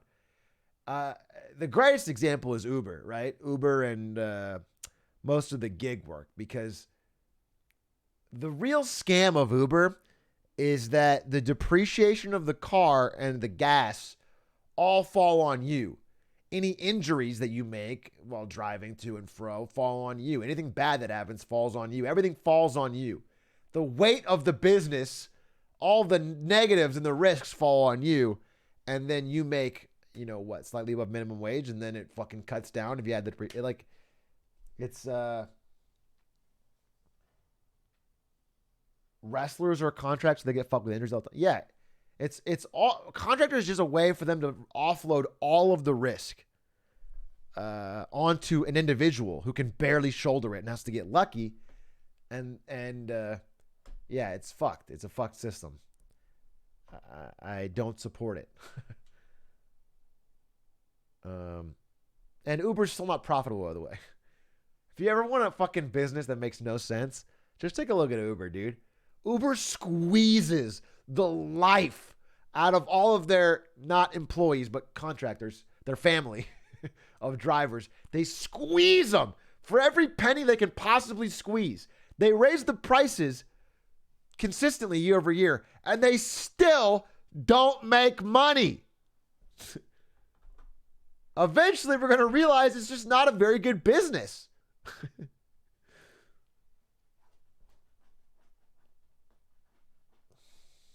No, Lyft is also not Lyft is less profitable because food delivery has been the one bright spot of Uber's business. That's why they're pivoting almost heavily. That's why they bought Grubhub, or what do they buy? They bought one of the competitors, Postmates. Uber bought one, and they're trying to pivot into food delivery because food delivery is the only thing that's saving them.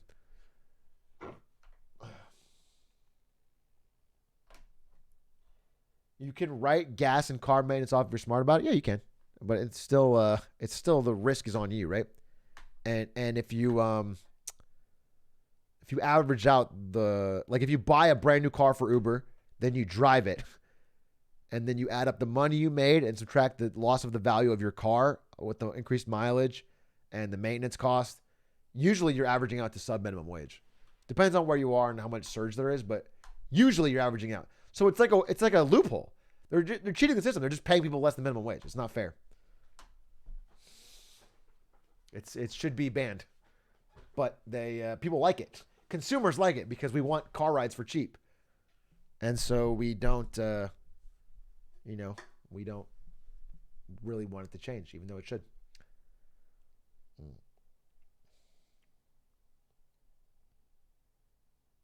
How is Discord profitable? Discord's probably not profitable. Discord's worth a lot of money. I'm talking about that. It's a prediction. Actually, I don't want to reveal too much because it's part of my 2020 predictions, but I've researched Discord. Discord doesn't make a lot of money. Discord has a huge audience that's growing rapidly, but they don't make a lot of money. And usually when that happens, something else happens, and I'll explain it in my marketing manual. I don't want to spoil it yet. So, but they do run pretty lean. Yeah, they're not bleeding money for sure. And they have a ton of investors. Listen, if you're growing like that, if you're getting new users like that, you can lose money for a long time. Uber, same way. Uber has never made money, but they can afford all the things they buy because investors will keep throwing money at you as long as you're growing. If you're growing, the thought is eventually you'll be big enough where you'll make money, which has been proven true by Amazon. Amazon lost money or broke even for a long time, over 10 years. And then finally they turned the corner and now they are juiced with profits. Eventually you can lose as long as you're growing. Eventually you'll make a bunch of money.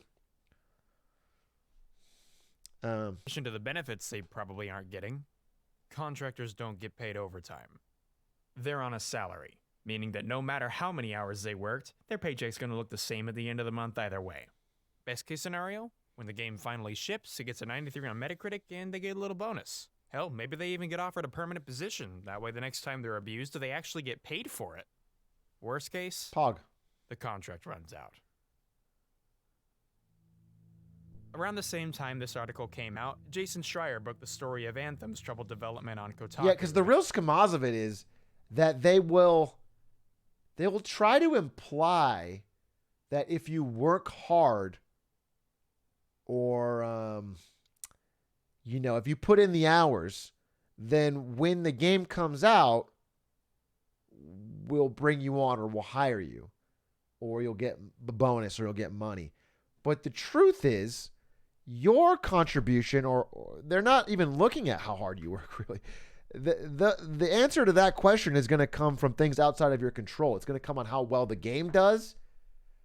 Like, if the game flops, you could have worked super hard and done a great job and been a great employee, and you could still get either fired or not offered back. It has nothing to do with, like, the game has to also do well, which is completely based on the market.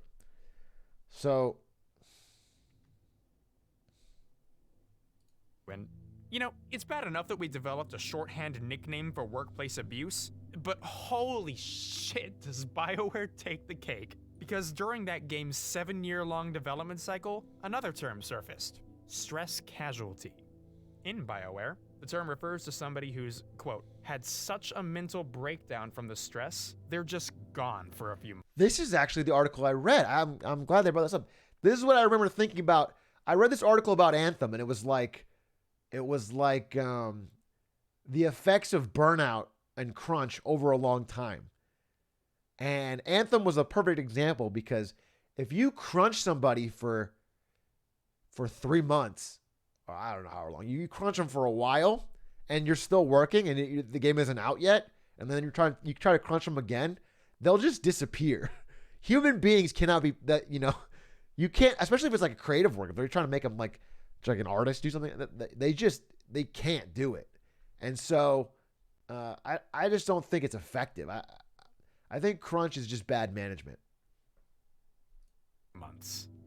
As Jim Sterling once pointed out, stress casualty isn't actually a new phrase. It's probably been around for over 100 years, just not usually in reference to game developers. The term actually comes from military. Disappear like mentally, or just a lot of time, or just leave? Both. I don't think they don't just leave, right? They don't just like, usually either they just show up and they just don't do anything. They're completely burnt out, or they just stop showing up. Like or they do what I think a lot of people do, which is fake it. You show up, you fake it, and you spend almost all your time thinking about your next job. You try to find a new job. People do that all the time, especially in office jobs you hate. Like, you're always like, at the end of my time at Twitch, I was like thinking about, I love Twitch for 99.9% of my time. I had a great time. But at the very end, I was like, when I knew I was going to leave, I showed up. I would play an hour of Melee in the break room. I would click through some tabs, and I would work on my resume and stuff for the next job. Because I knew I was leaving, right? At the very end.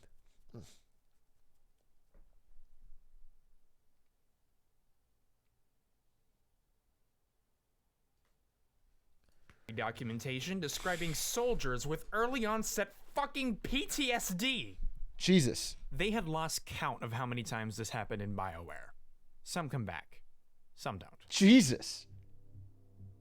This is why I fucking hate when people make the gun to head argument. It's not just wrong, it's actively harmful, and it enables the kind of people who use others' passion against them. It ties into this idea that if you manage to get a job doing what you love, you never work a day in your life, and that the art you create should be reward enough, which is a detached, childish mindset that only makes sense in a fantasy world where passionate people don't also require work-life balance or money. Yeah, they also need money. I was going to say, work-life balance, they need money. That's why they have to do it. Things are expensive. You got to buy a house or pay rent or buy food, or you want to go on a vacation every now and then, or you want to get a car, or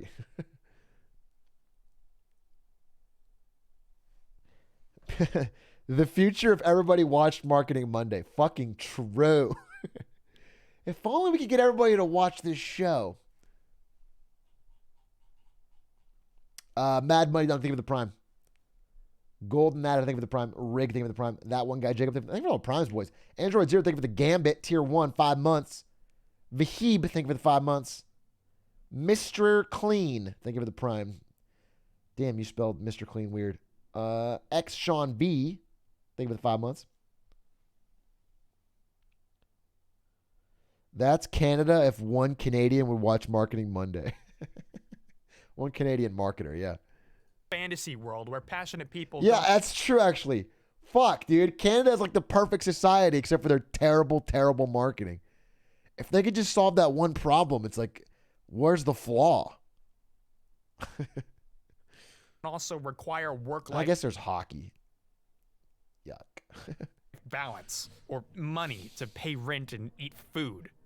I gotta assume that the people up top cracking the whip must either not realize or not care that burning the candle at both ends completely drains you of any passion you might have had. A tired, I knew I'd get some people mad if I said yuck to hockey. Oh, boo-hoo. Quit your crying, dude. I made fun of baseball for half an hour at the start of the show. You were laughing along. Oh, Americans. Oh, baseball. And then I fucking talk shit on hockey. You fucking lose your mind. Shut up. stressed, underpaid, unhappy employee working the same hours as a fucking sweatshop worker is not likely to put out their best. Yo, by the way, I don't like the way you said that. Also, no one should work. This sweatshop worker should also not work those hours. They're equally deserving of rights. Just because these guys make games doesn't mean they're above it. No one should. I'm working like a fucking sweatshop worker. Like, okay, yeah, no one should, right? Let's not make a value judgment here on what your work is. Like, no one should be working those hours. Work. Somehow I doubt that someone undergoing a stress casualty feels. People were so angry and sad all the time. Depression and anxiety are an epidemic within BioWare. I actually cannot count the amount of stress casualties we had on Mass Effect Andromeda and Anthem. Some come back, some don't. Yeah, I read this article. This was a dark article if you read it. BioWare's Anthem went wrong. They talked about how like they were like halfway through with a game they thought was pretty good, and then one EA executive played it in his office and was like, don't like it. Not fun. And they had to like restart. I would have fucking kicked that guy in the nuts, dude. Are you joking? Super motivated. Feels weird. Like, obviously the people at BioWare want you to play their game, but the cranking 90s feels a little different knowing that the devs are cranking 90 hours a week. Damn, that's good. I don't know. Hey, check this out. If it's a This man's is get Marty dead. O'Donnell's pet goose. I've stolen him for the video. He's mine now. Hey in there. I think that's my goose. Can you give it back, please? Hey, Marty. I've been looking for the goose. You have Yeah, it. I'm just holding on to him for a little. It's not your goose. I don't want No, you it's to play okay. with it. Don't. That's for the Not video. yours. So I'll give My him back. goose. Marty, for those who aren't aware, is the audio director It's at a cute Highwire goose. Games and previously Bungie. I want my goose back. He wrote the Flintstones Vitamins jingle. What? He's been in the industry for more than 2 decades. He wrote the Flintstones Vitamins jingle? Let's hear it now. Flintstones Vitamins jingle.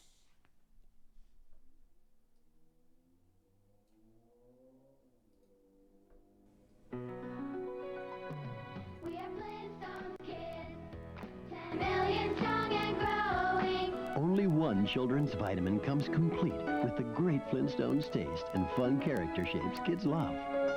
We are Flintstones kids, 10 million strong. Flintstones, with the vitamins and minerals kids need and the taste they love. Now that's what I call complete. And growing. My parents wouldn't let me have more than one Flintstones vitamin because it's one a day. So when I was 5 years old and they left, they went out to the street or something, I grabbed the whole bottle. I went into their closet. I hid like among my dad's shirts on the floor. I figured out how to open it and I ate the entire bottle. And then I had to get my stomach pumped.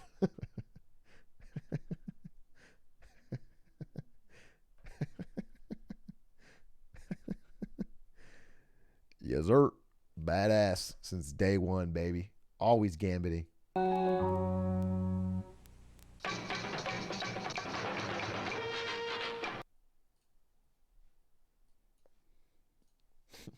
Talking to you. I want my goose. And he's a big fan of weird, convoluted metaphors. Example. In 2014, Martin O'Donnell gave a talk at the annual Nordic Game Conference. He had much to say, but what we're interested in today is his goose metaphor. Marty? It's be nice to the goose. Why do you want We all know how the fairy tale ends. People get greedy and the goose dies. The goose is the people, and the eggs is the games. Obviously, higher-ups don't carve open geese as a hobby, but that doesn't mean that they're treated fairly. People don't want to actually kill the goose, but they don't seem to have a problem. Wait, I'm sorry. Someone in chat, this is important, but someone in chat said, I ate a bunch of protein bars and I almost died of a hard poop because I literally could not poop. Omega lol. What a terrible way to die. Probably one of the worst ways to die I can imagine. Truly bottom tier. You know what would be funny? Is a tier list of ways to die. Like S tier is like in your sleep surrounded by family, right? Maybe we'll do that tomorrow. But like F tier is like being burned alive. Like being or buried alive. I think the one I'm most afraid of is being buried alive. How fucking freaky is that? Markiplier and Ethan did that? Was it on Unis Honest? Because it's deleted, bitch. Prove it. I'll steal I'll do the fucking needle in the haystack thing. I'll steal the whole fucking...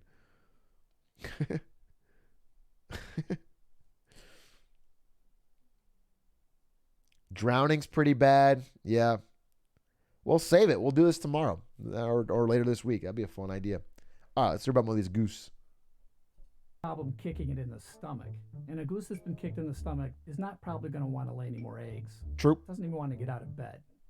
I think that like in the actual games industry, you're going to see pretty cohesive sentiments on it all. But I think that is very contrary to what the community of gamers, how they feel.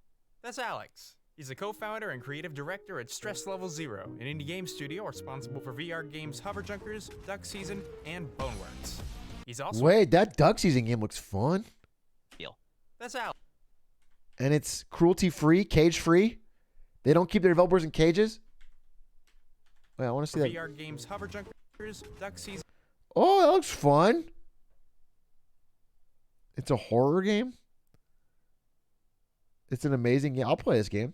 I actually want to do a VR week before I go. I have so much VR stuff I want to play. I'll just set it up and we'll go hard. I have my little mic, so it should be work. Yeah, we'll do a VR week. Maybe next week, and then I'll go to Tahiti. And Boneworks. He's also a workaholic. We talked about a lot of stuff over the course of the 4-hour-long interview, but something we kept coming back to is the unpredictability of making a game. You can't really account for everything that could go wrong. Even having the perfect blueprint to follow, there's still so many little gotchas that you don't realize until you're like neck deep in development and the deadline's coming up. That turbulence. Game development fucking sucks. Say you're making a shooting game and you want to add a cool feature where the reload is different if you emptied a whole clip. There's a good chance you'll be spending more time fixing all the bugs that feature created than you would actually putting the feature in the game. It's impossible to accurately predict, which is a problem whenever you have shareholders and consumers breathing down your neck counting the minutes till launch day. An ex-developer at CD Projekt recently described how when asking management last year what their plan was if they couldn't hit the April 2020 deadline, their response was that they just had to. There was no plan B.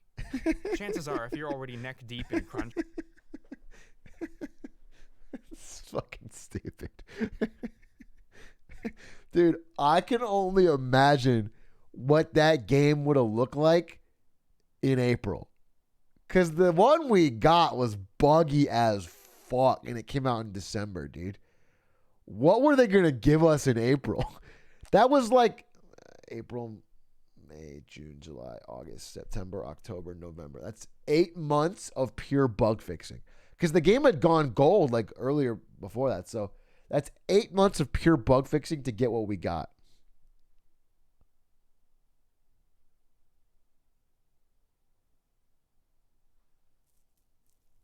It was just Red Dead 2 with a reskin. Dude, fucking Cyberpunk April is...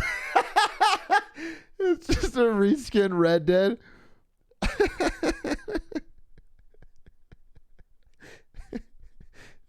It's just a disc. It's just the Red Dead disc and they Sharpied over it.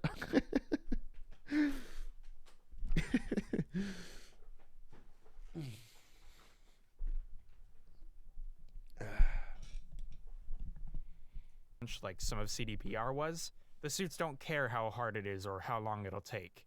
You keep working till it's done. One night I was having dinner with an Activision executive, and he said, "Hey, I've heard about this goose thing. Can you tell me the story about that?" And so, I had a couple glasses of wine. I started waxing poetically about the goose and the golden egg.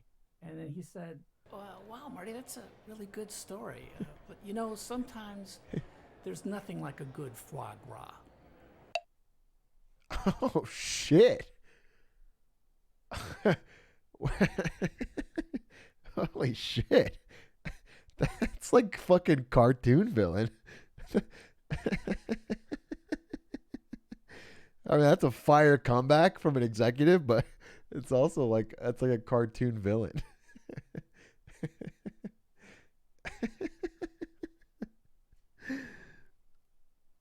The goose thing is that the guy's metaphor is that the goose that lays the golden eggs are the developers, okay? If you're the owner of Activision Blizzard, your developers are constantly working to make you these amazing golden eggs. And if you keep kicking the goose to try and get more eggs, eventually you're going to kill the fucking goose and you're not going to get any more eggs. All right? So stop overworking your developers. That's the idea. Well, somebody in chat asked. That's why I'm saying. Don't say, yeah, I got it. Okay, there's a couple thousand people in here. I got to fucking... It's really easy to hear about all of this awful shit and point the finger solely at corporate executives. But I'd be remiss if I didn't also take a moment to focus on everything else that contributes to crunch in the studio. Starting with the gamers. The gaming That's community us! puts more pressure on developers than anyone realizes.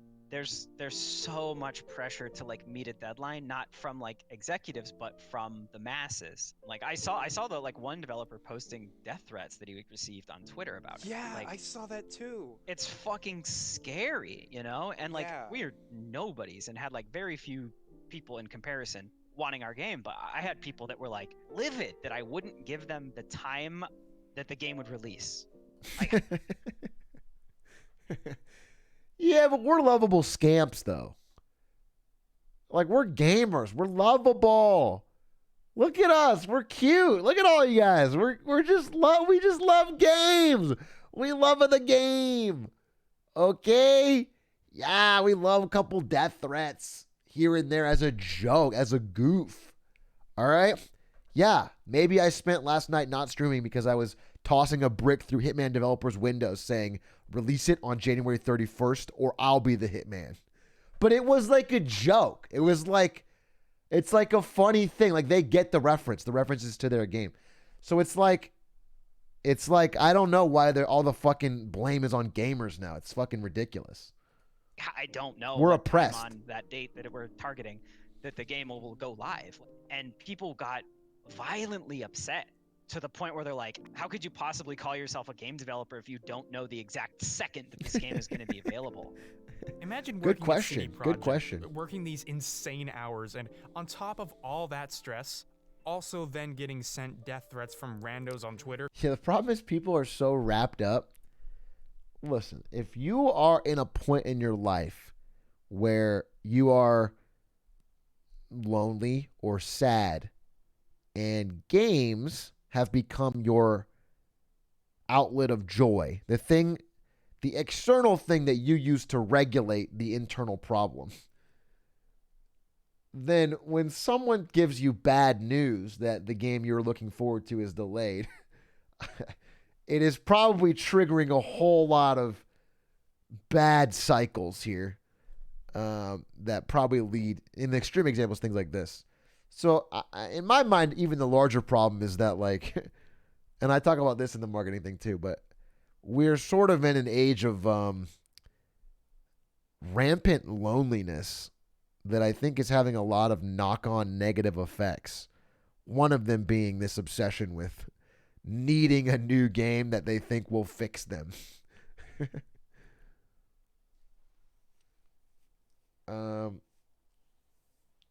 And by the way, I don't think this is because of COVID. I think COVID is an accelerant. I think COVID is not helping in any way. It's in fact hurting. But This was pre-COVID. I was me and my friend Brian talked about this a few years ago. It's like it feels like everything that's growing right now is like things that deal with or help with loneliness.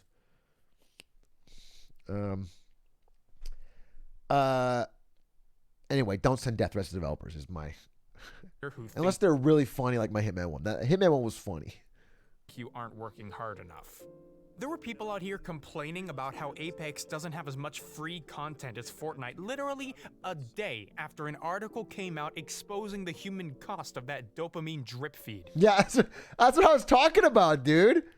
The most sad thing to me about all the crunch stuff is like how Epic Games did it, got away with it, and it worked. It really worked for Fortnite. There's just no getting around it. Like the reason Apex and PUBG were beat to the punch because they were not putting out new shit every fucking 3 days. That I don't know how they crunched for so long and made it work, but they got an insane amount of content. Respawn would later state that the whole reason they were updating the game slower was to avoid the crunch that Epic had embraced. There were real humans out here arguing that crunch makes video games realistic and therefore better. And, you know... That's a fucking tweet. Wait, you guys can't see it. Crunch gives you... Wow! That's a take! That's a fucking take! Holy moly! Based. Wow, that's a bold fucking take. I did not know there were gamers out there advocating that they desperately want crunch because it'll make the graphics better. By the way, Animal Crossing, I don't think they were going for this. It's not like the Animal Crossing team was like, fuck, we need this to look like Ellie. I think they had an art style in mind, my friend. By the way, this game made a fucking mint. So I don't think Animal Crossing is hurting. Does Nintendo crunch? I've always wondered that. Nintendo seems to take their time. And they always produce great games, and people seem to like working there. I haven't heard.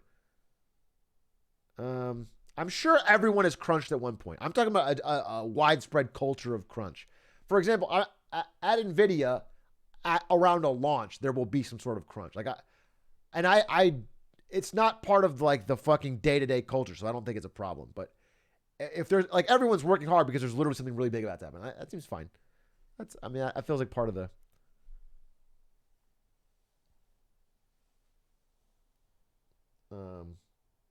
Melee crunched, Japanese crunched. Maybe Japan just always crunches. They're like the Hulk. They're always angry, so you can. Yeah, I don't know, but.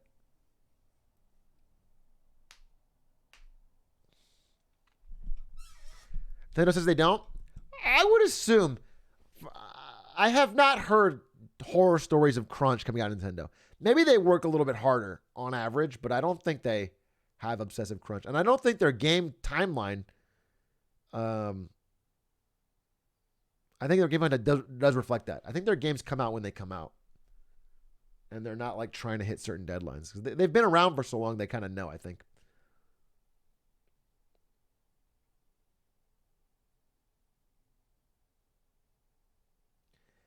That's my secret, Cap. I'm always crunching.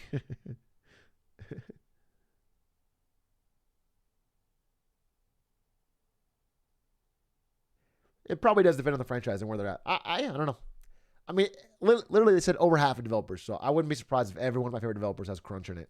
Arguing that crunch makes video games realistic and therefore better. And, you know, I want to believe that this is a vocal minority, but this head-ass take kind of popped off.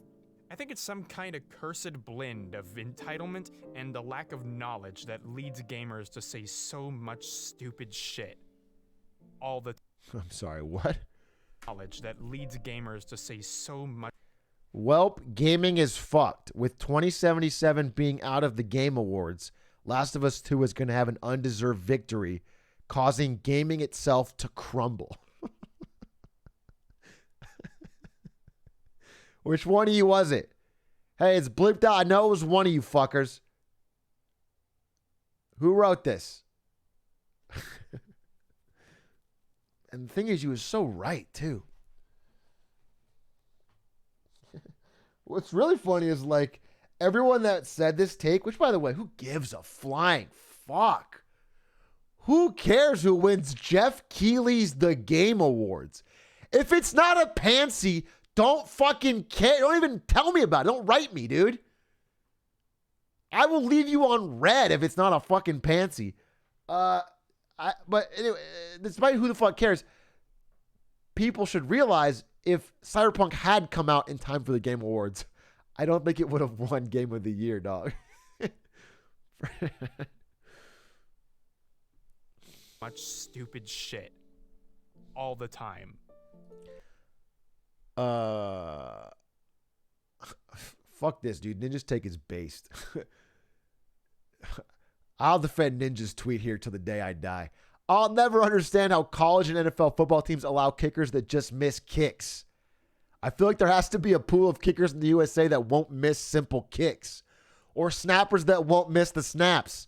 It seems so silly. Let's go, Ninja. Just don't miss, dude. Just don't fucking miss. It's a standard of excellence that Ninja has that we're all aspiring to, dude. He has a standard of excellence. I will say, so what is Steph Curry's free throw percent? Whatever that is, there should be a kicker that gets to that level. It's a mechanical motion that you can practice over and over and over and over. He's at 94%? Yeah. 93? All right. I want a kicker that gets 93.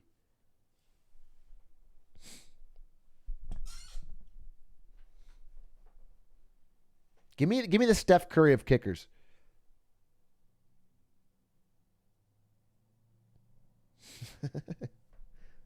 They usually, I'm pretty sure most kickers have a pretty high percent already. There's no wind.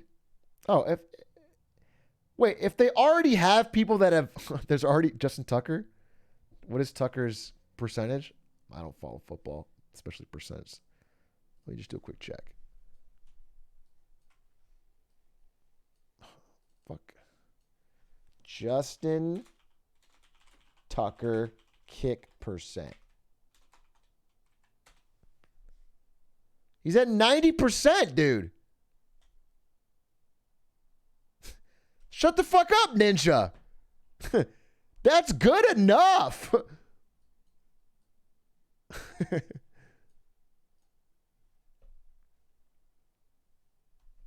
He missed 2 yesterday. All right, well, 90s over time. Like, Jesus Christ. But this What was this one? Wait, what was this one? shit all the time. Like, Jesus. Crunch equals better games. Changed my mind. I'll be honest with you. I've never seen a change my mind meme that I didn't hate. Like, not one. That's crazy. Like, that's the percentage we be talking about. That's 100% hit rate of just bad. Oh yeah, and the Lisa pointing to the sign. Yeah, where it's Lisa pointing at the fucking projector. Either of those two, it's always like you are the asshole. Jesus Christ. But this insane internet noise can have a real effect on how What games the are fuck? marketed, how they're made, and the people behind them. Now, as per the contract. Hey! Get out of there! What a cute As per the goose. contract, I am legally required to discuss Halo in every video I make. Nice. So, I feel like now's a good time to talk about Halo 2. Possibly one of the most mismanaged games that's ever shipped. Its development has been described as intense, brutal, like they were going to die, and more. When reflecting on what it was like, Luke Timmons, a veteran Bungie dev, said that it almost killed the entire company. The experience was so overwhelming, so damaging, that it forced Bungie staff to think differently about crunch from then on. As Luke put it, there's a crunch you want to do, and there's a crunch you have to do. In my experience in work life, some degree of crunch is inevitable. Whether that is passion-driven or mandatory is the real crux of the problem. When Alex first told me this a year ago, it really bothered me. So much so that a year later, I felt the need to get Marty's take on it, and I will agree with that. So let me just say, no game on Earth should ever ship with the Halo 2 crunch, okay? But if you're on a roll, like you're doing something, it's like, yeah, I need to get this out by 5. I told everybody it's going to be live 5 o'clock tomorrow. And you're still working on it the day before. And you go, oh my gosh, it'd be so much more fun if I did this other thing. Well, all of a sudden it's 10, 11, 12 o'clock at night and you're still working on it. Well, that's crunch. That's what that is. It's individual creative people saying, I can make this better. I still have a little time. I want to get this in under the wire.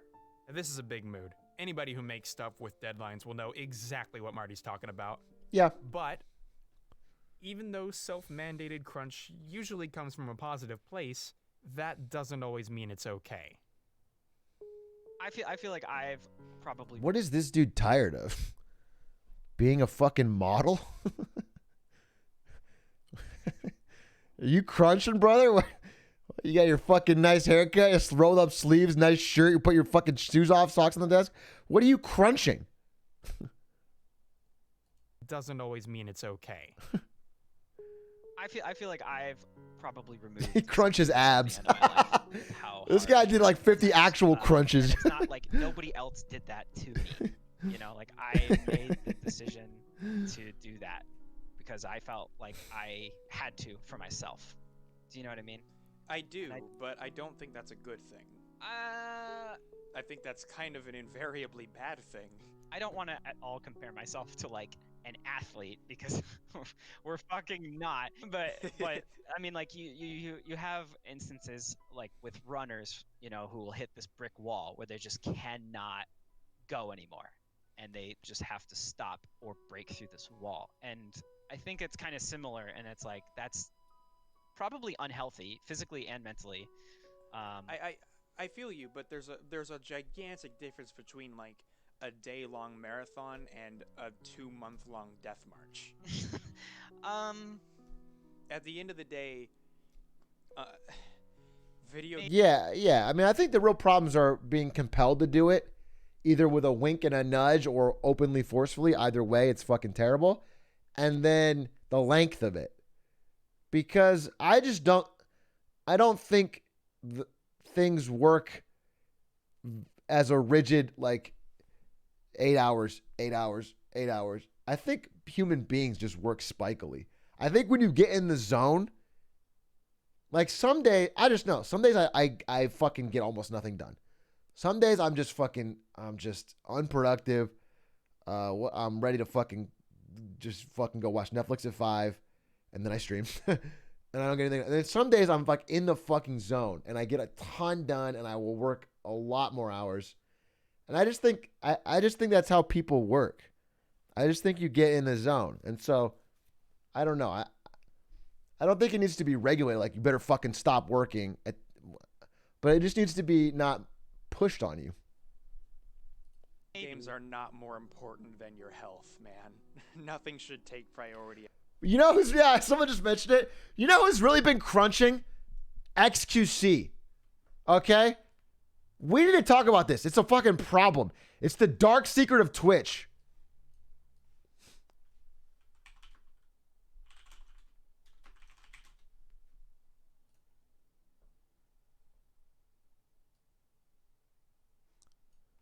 Wait, oh fuck, I lost it.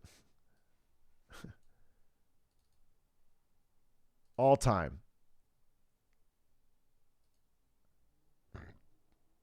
How many hours has he streamed? Where do you see his hours streamed? Daily broadcast time, 10 hours. This is his average over all time. He averages 10 hours a day. Streaming.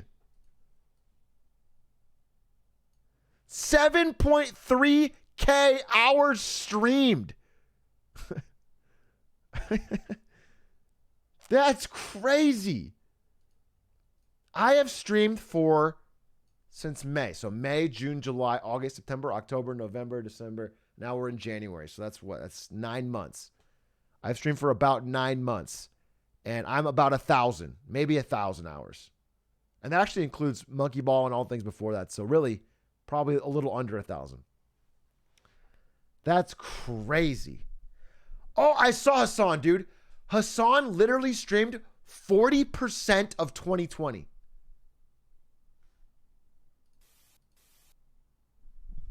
%42 of all hours in 2020. Not cutting out sleep. Like literally, we take every single hour of the entire year. He was live 42% of it. That is fucking crazy. That is crazy. Now, if you add in sleep time to his day, I mean, so he streamed 40% of the year. He probably you sleep a third of your waking hours. So a third of your hours of a day. So a third of the year he spent asleep. 42% of the year he spent streaming. So let's pull up a calculator. 42% of 30, 42. He has 25% of the year to do everything else. He has 25% of the year to do his life. And he's a Chad.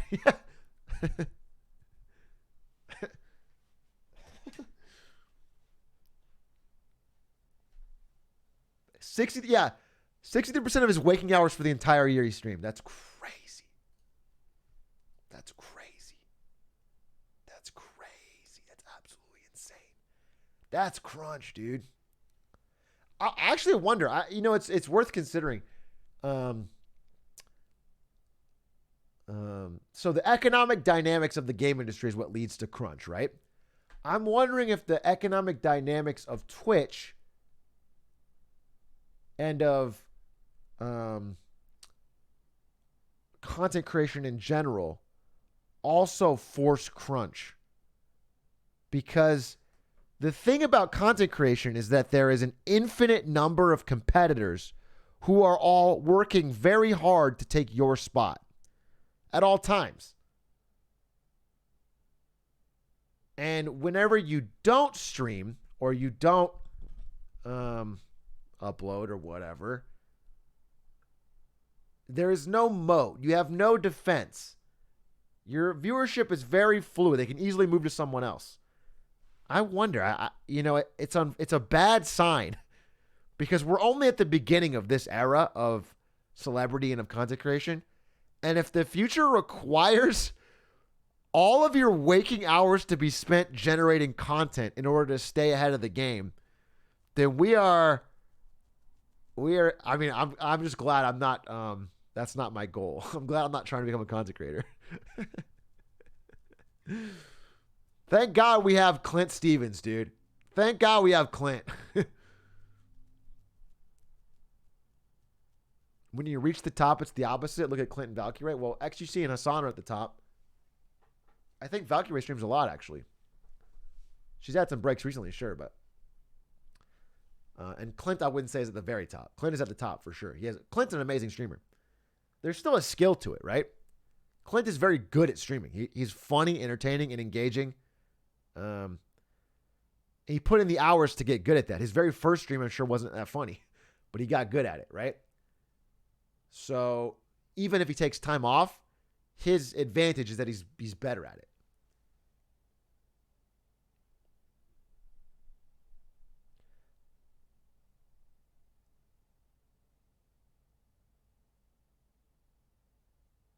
Pull up Clint's hours. Let's see what Clint's hours are. So let's see. I just want to see for the year of 2020. Let's look at this. For the year of 2020, let's go Jan 2020 to December 2020. XQC streamed 3,628 hours. That's so many. That is so many fucking hours of streaming. Of 365 days a year, he was active for 357 of them. Let's check what Clint Stevens. Clint Stevens.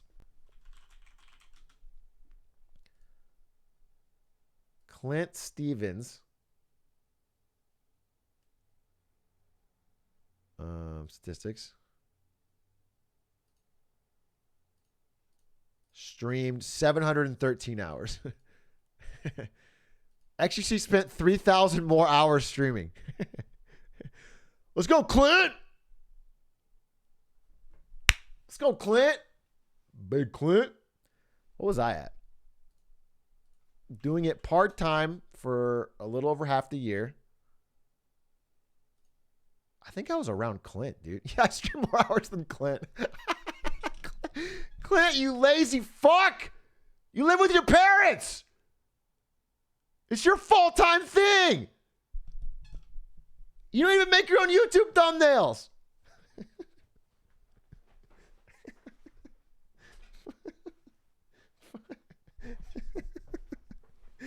Damn, Clint is the GOAT, dude. Clint's actually got it figured out. Clint has played the system, dude. He got to do nothing but go live a little bit. And he's making bank. What a G. What a G. We're all trying to be Clint Stevens in our lives, dude. Keeps him hungry for more. What did Lud do? Lud's pretty good about it. I mean, Lud goes hard, but he's full time. I think he averages 40 hours a week, like a normal work week. What did Lud? Lud. Also, during Rona, he streamed 1727. So yeah, this seems totally reasonable. What does that average to?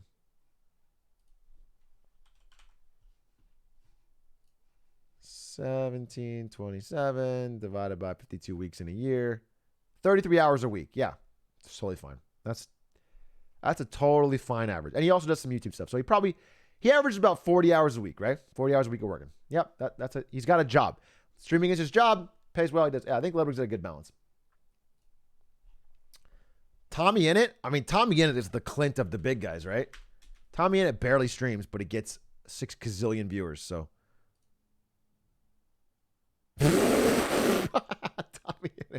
Innit said, "How do I take all the success of XQC, but all the work of Clint Stevens?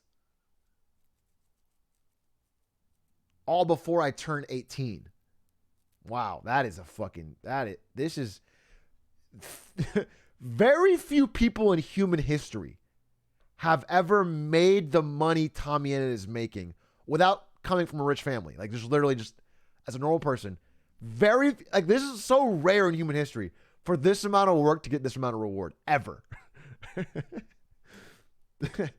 That's crazy.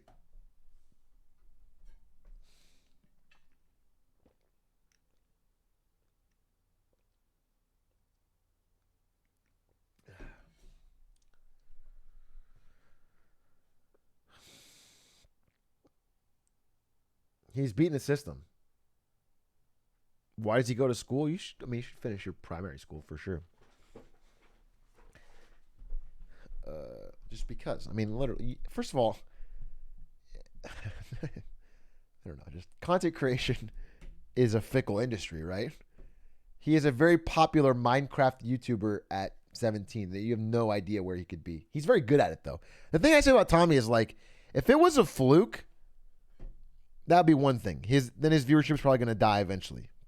I mean, really soon. I mean, trends come and go, right? There's people who are massive Fortnite creators who are kind of minimum now. But I think he's good at it. I think he literally is he gets the concept of it.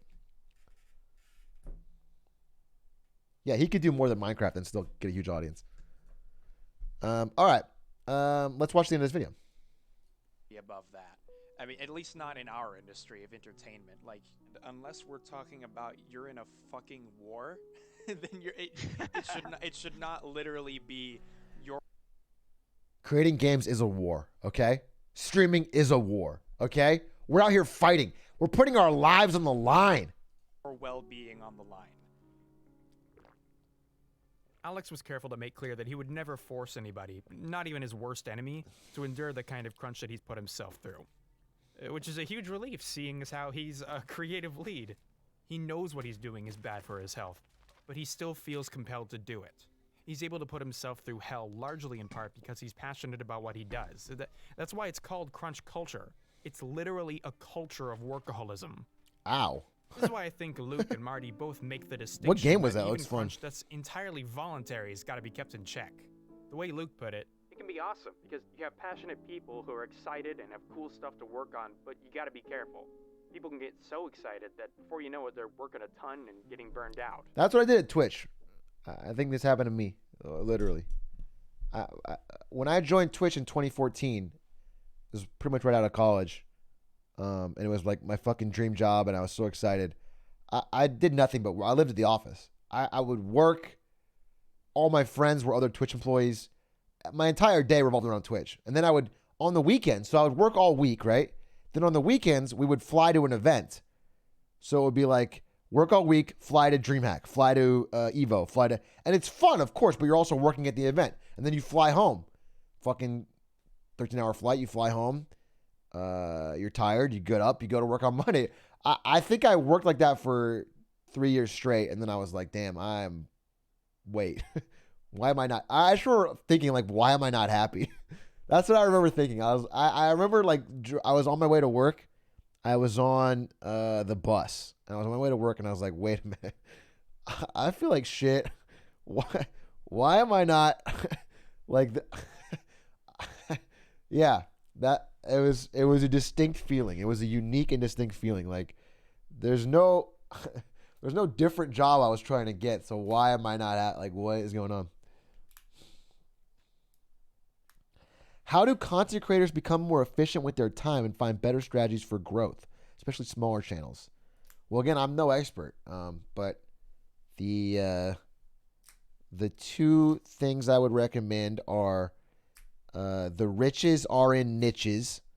So you need to find some kind of niche, all right? So especially as a content creator, because every main thing has a million competitors. So the archetypal example is like, hey, in 2018, you probably, unless you're really, really good, don't try to be a Fortnite streamer, right? There's a million people doing it already. You got to find some kind of way to have a unique stand out. The niches, I'm sorry. And the second thing you could do, is speak a different language and then find a popular English streamer like XUC or Ludwig or PewDiePie and copy everything they do exactly, but translate it. Because that's what Rubius did, and it worked like a fucking charm. You can literally copy it, and no one in your language will know. If you speak Spanish, make Spanish Marketing Mondays, copy me verbatim, dude. No one's gonna know. You can do that. The other thing is, and again, I am not an expert because I'm not a full-time content creator, and my goal is not to be a full-time content creator. So I haven't thought about it as much as I should, but the thing that seems obvious is that collaborations are a good way to grow because you can cross-pollinate audiences. And both people aren't live 24/7, so just having them know about you is a win. You should find, but also I think, you don't be annoying about it. Don't try to like force it. So,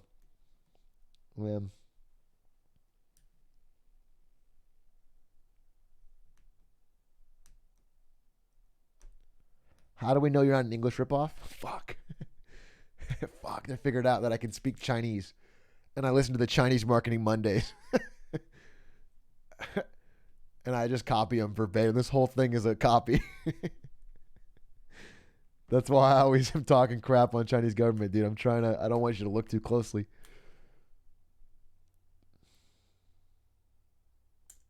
Lud said collab/hosting is a detriment. He said it a while ago. Okay, well, I don't think he said that, but if he did, judge him by his actions, not his words, right? Why would he stream fucking 60 hours of Among Us into 400 hours of there's no shot that he said that or believed it because it's just not true, obviously.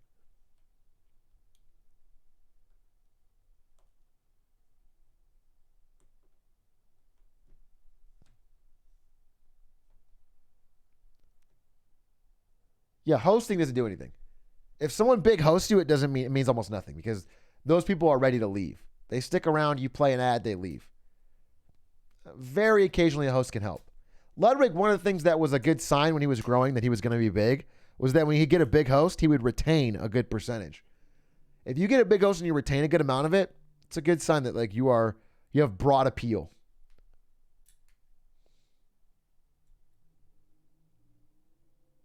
But even then, they're not like coming back to your channel generally. It's just a sign that your content is broadly appealing. Atrioc, if you had the chance to be a full-time streamer, you wouldn't. Yeah, that's correct. I would not. I've said that since the beginning. I have no interest in being a full-time streamer.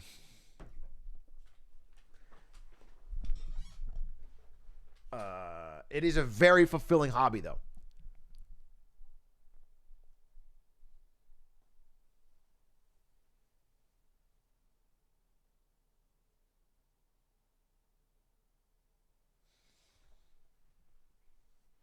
No, even if I had a bazillion subs and I had a bunch of money, I would use it to fuel something else and try to either, I don't know, start a business or I wouldn't. This would not be the end of my. I don't know. First of all, I don't think it would happen because I think the things I like streaming are, again, pretty narrow.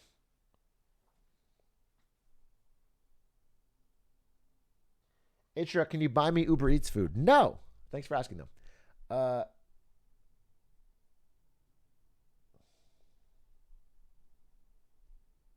Why are you more popular than Stans? First of all, my stream's not that much bigger than Stans is. Maybe on Marketing Mondays I get a few more viewers, but in general, it's not like in the grand scheme of things, it's not much bigger. And then I think, secondly, Stans has to do a little bit better of a job differentiating himself from the Ludwig group, because Stans has many things that he is interesting and funny and good at, but viewers, if they only see you in that lens, will only go to you. One of the best signs for me was that I could get 500 viewers when Ludwig was live. Because for a while at the beginning of my stream, like back in May, I could get 500 viewers sometimes, and then Ludwig would go live and I would lose half. But eventually I could get 500 viewers when Ludwig, and then I was like, oh, my entire goal, because again, I don't stream for money, right? So my entire goal from the beginning, and I remind myself, because sometimes the human brain is funny in that it will, if you reach a goal, it'll try to get you to go to the next thing to not be happy. My goal has always been, if I can stream or play or talk about whatever the fuck I want and get 500-ish viewers, then I'll be happy. Whenever. If I can just go live whenever, do whatever I want and get 500. And so I have to remind myself, because I got a little bit ahead of it, which is nice. But at the end of the day, that's all I really want out of streaming. Because streaming for me is almost like therapy. And also a way to like practice talking about things I'm interested in so that I can do it in my work life. Like there's a lot of benefits to streaming that I use it for.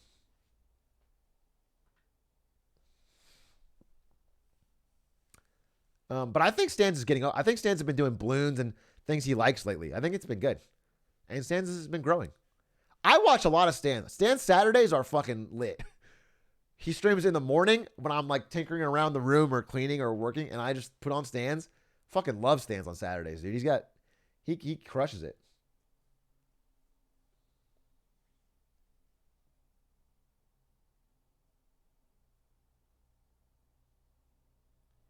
Would you be happy if you can be in Clint Stevens' position? I mean, me and Clint are just different people, I think. I love Clint's content, but I told you I'm a little bit of I like to work. I like to do stuff. I'm trying to always stay busy.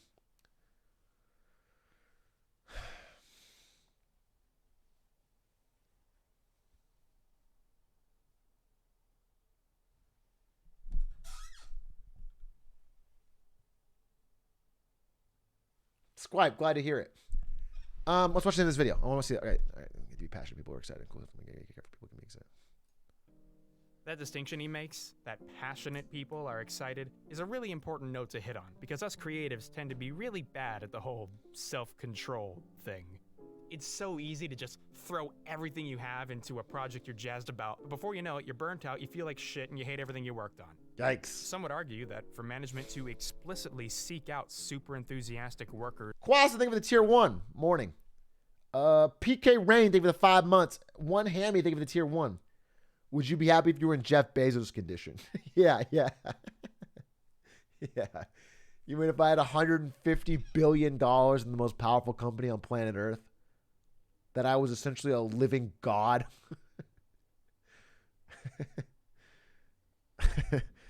in a deeply capitalist society, I had the most money. Yeah. Well, actually, he's second richest now, though. He's bald and poor. Yeah. So, well, hell no, baby. Jeff who? Papa Goobs, thank you for the gifted.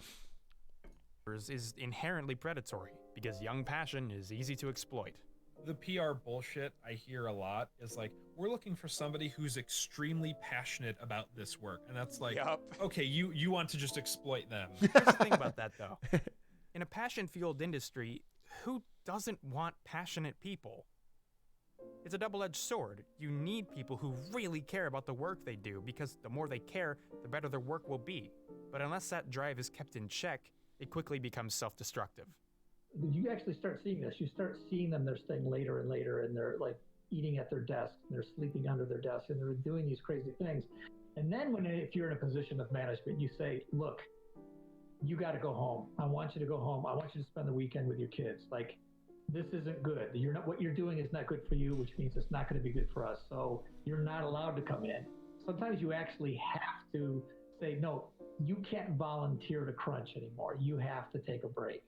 I feel like Luke and Marty are the kind That's of the sign of a good manager. That's why I'm impressed with my manager when he told me to take a vacation.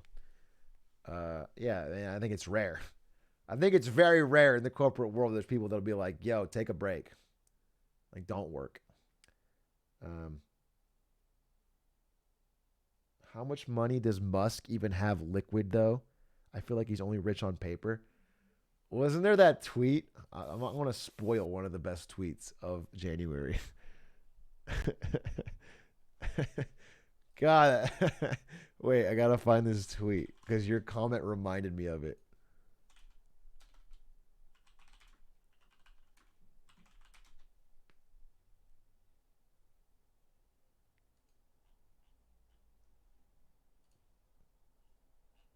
Where is it?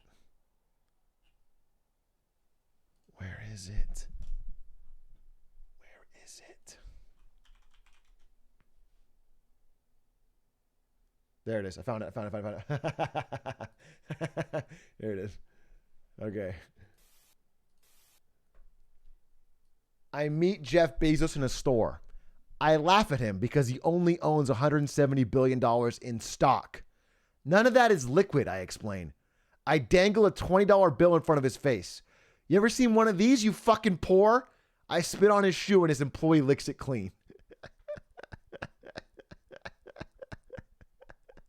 That's what you sound like, man. Yeah, he's not liquid, all right? He's the richest man on earth in Tesla stock. If he wants to, he can be. Selling stock is not hard.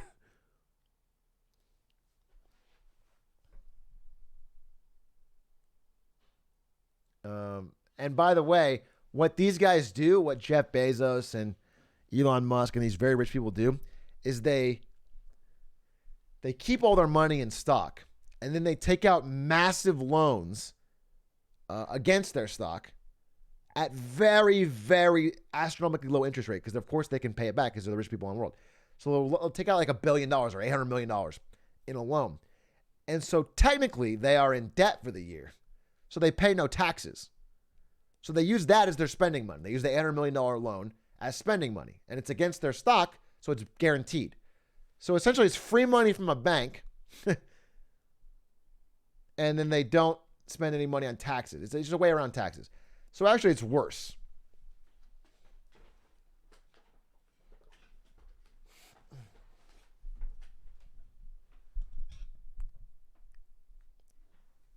What? You couldn't do it. Don't say People G, can you repeat that? You could do it if you have billions of dollars in stock and a relationship with a massive bank. You can't go down to your local bank, take out a massive loan, and pretend to not pay taxes. It's not going to work for you. You're a salaried employee. It's not a money duplication glitch. Peepo G doesn't hurt to try. It would hurt to try, right? You're not gonna get a 0% interest rate. You're gonna get a normal one. You're gonna owe the fucking bill.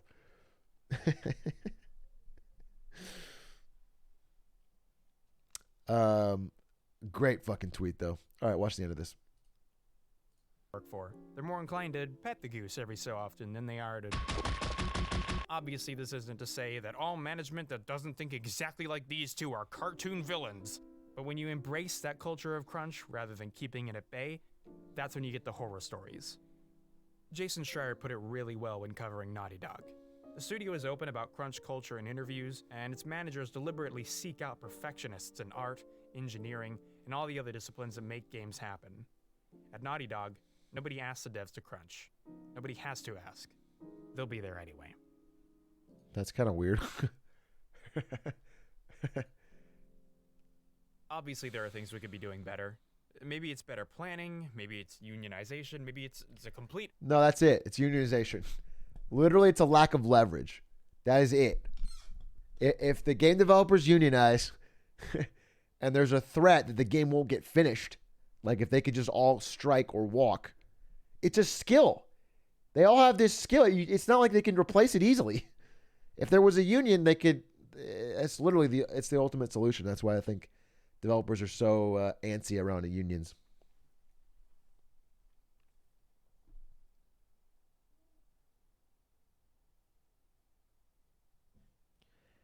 Halt this, no problem. I'm not trying to call you out, brother. Just when I see an opportunity for chat-based content, I take it. Like this guy who said,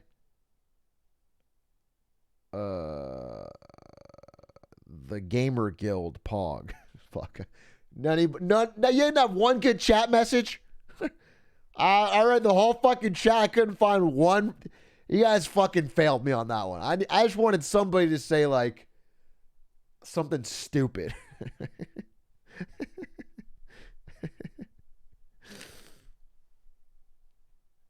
Hades was made without any crunch. Pog, Hades is a fantastic fucking game. And it pleases me that my favorite game of 2020 was not made with crunch. Hades was fucking sick. That being said, as a true red-blooded gamer, any amount of crunch they need to finish Harry Potter, the Hogwarts RPG, by this year is necessary and worth it. I don't care if you have to break their legs to keep them at the desk, dude. I want to play Harry Potter.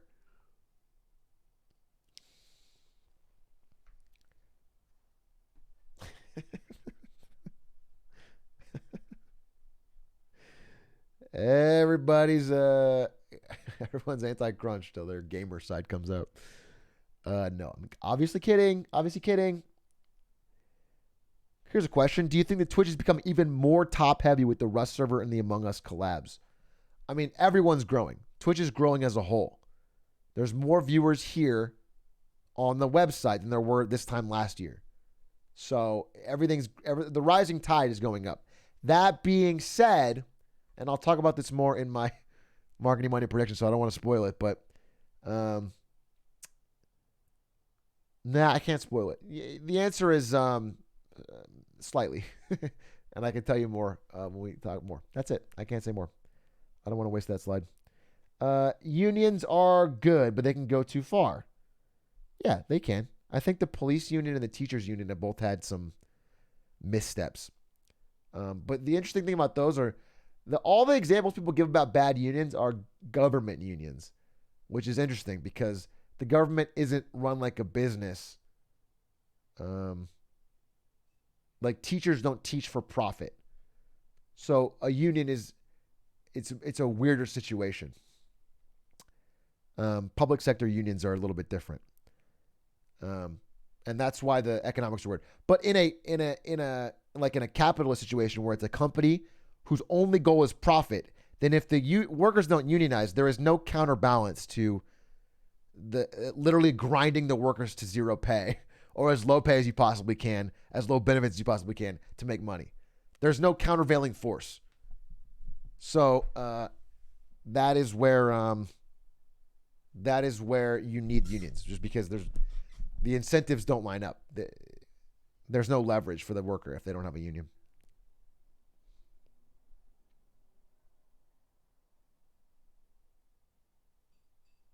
What about how Riot set up the union for LCS players? Well, LCS players don't get paid by Riot. They get paid by the teams. And also, Riot setting up the union is like a little shifty.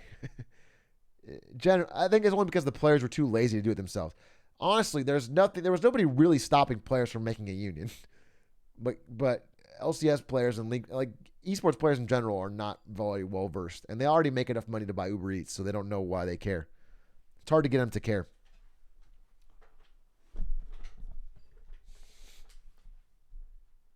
It can punish the top of the work pool. Listen, I'm sure there is a brochure that McDonald's can give us all that has all of the talking points of why unions are bad. I'm sure we can go to Walmart's website or McDonald's website and find 14 different talking points but this example is why unions are bad. But overall, from a market dynamics perspective, it benefits workers. And they are pretty proven. When they were strong, we had the best wage growth tied with productivity. So, I don't agree. But I'm sure, I wouldn't say they're perfect. Again, one of the problems with unions back in the day was that they got infiltrated by the mob. And all of the union pension funds were going to build mob casinos in Vegas. That was a big problem with unions, was that your union fund was going to, there's definitely some flaws. I'm not saying they're perfect. I'm just saying you need to have, there needs to be some way for the workers to organize it so that it's not one worker versus an entire corporation in a negotiation. That's it. That's just the only reason. It's the leverage. It's power of leverage. I know this is going to sound dumb. How exactly does a union work? The union is just all the workers agreeing to act collectively. So like for example, they'll say you can't fire us without cause. Like you can't just fire someone for no reason. And then they'll all agree on that. And so if the corporation tries to do that, they fire one person, then all of the workers collectively as a union say, no, you can't do that. And we'll strike if you try to break the rule. And then the company, it's like, fuck, I don't want to stop making money. Then they back down, or they at least negotiate with the demands. If it's one person, they can do whatever the fuck they want because the one person has no negotiating power. They have no leverage. That's the power of a union, is that it uses multiple people to connectively have more power. And so to fight for demands like shorter working hours or paid overtime or things like that. And then, they can't be told no because the company doesn't make money without them. My first job was Walmart, and in orientation, they say, do not sign anything if someone comes to you with union papers. How it's bad for the company. And after 3 months, I realized why they're so cared. Yeah, Walmart goes ham on unions. Walmart is so fucking scared of unions. If there's been multiple instances where a small town finally, after years of fighting, would form a union, and then Walmart would, rather than even have that spread, they shut down the entire Walmart. Walmart is big enough that they will fucking cut off a limb to avoid the spread of unions. There's been multiple towns where they'll fucking gut it overnight. They'll shut down the Walmart rather than fucking negotiate with the union.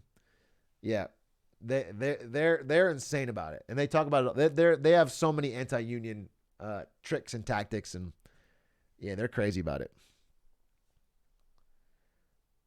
One of the big things they'll tell you is they'll have like a picture of like a game console or whatever. They always talk about union dues, dude.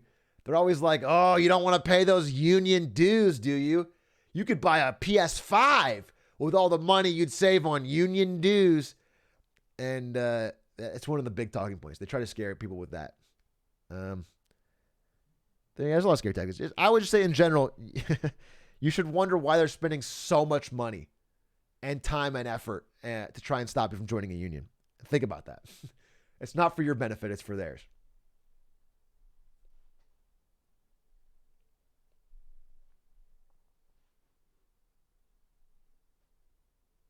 Let's make chat a union for leverage over Atrioc.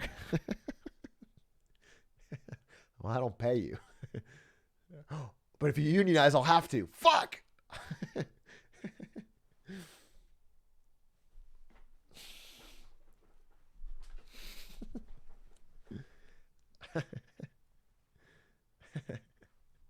They're gonna force me to play Paper Mario. I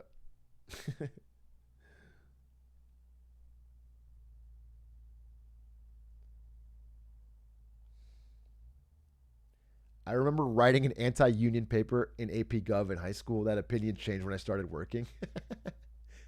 Again, I don't think that all unions are perfect. I'm just saying that unions have been proven to be correlated with better workers' rights.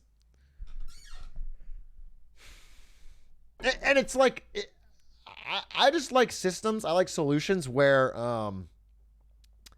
even if all the people involved are assholes, if the union head is an asshole and the head of the corporation is an asshole, you know what ends up happening? Better workers' rights. Even if everybody's not, I don't like relying on solutions where people we have to hope somebody's an angel, because that doesn't work out. All right now our system is like, well, we better hope some corporations are nice. Okay, some might be, but it's not a broad solution and it changes.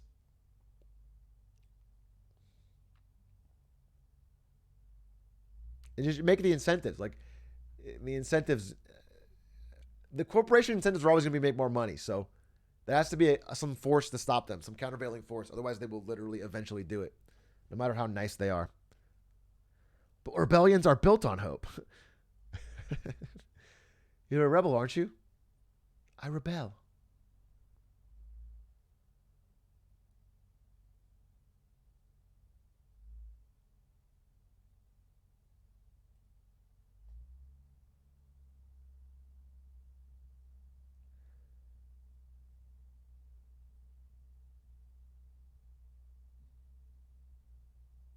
How does the leverage not roll downhill? Instead of the company putting the boot on a worker, the union now has that leverage on the worker staying in the union. How does the union have the leverage on the worker? The union doesn't pay the worker. The corporation still pays the worker. The union is just an organization of the workers. You're part of the union. You have a vote in the union. You don't have a vote in the... Overhaul of existing labor laws, but honestly, I don't know if it's my place to draw those conclusions. I'm not a game developer.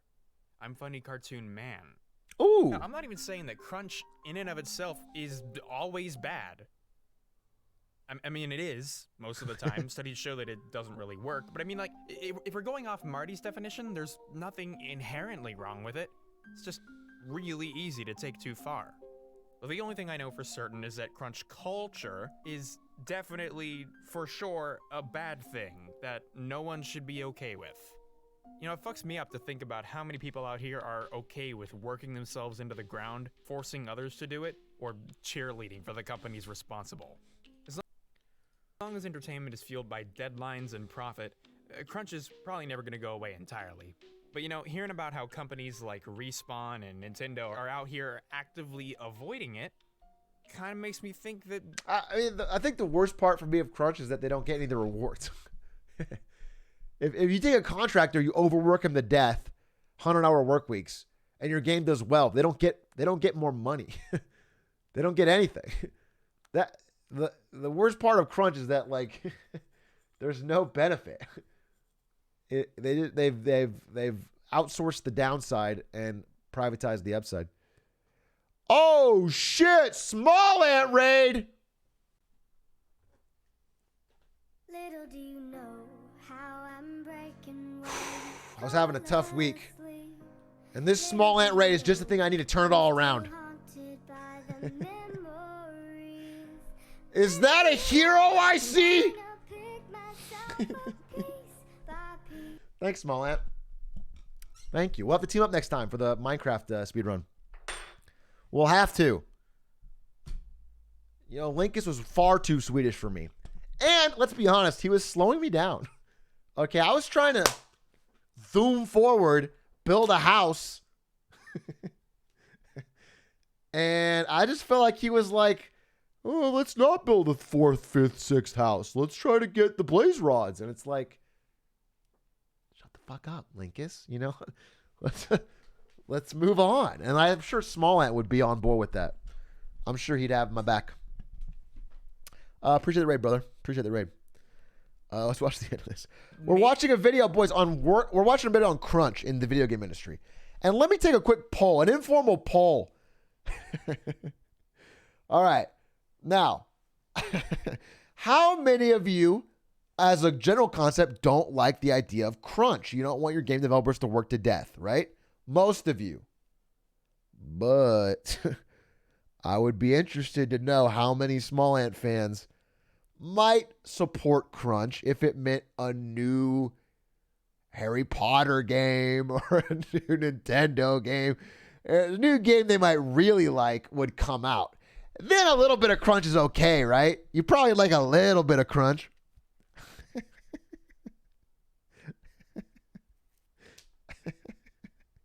I'd switch on a dime. No, there's just the videos talking about how gamers are one of the causes of crunch because they'll say they don't like crunch until it's a game they care about, and then they freak out. People were pretty anti-crunch, and then the Cyberpunk was delayed, and they were like, well, what the fuck?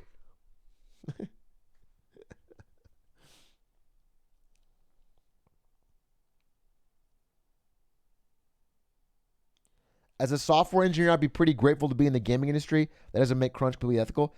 That's the problem, dude. You're part of the problem. Well, you're not part of the problem, but they exploit that. People that go to work in the gaming industry are like, oh, I love games. I'll do anything to work in games. And they exploit that, dude. They try to make you work longer hours for less pay.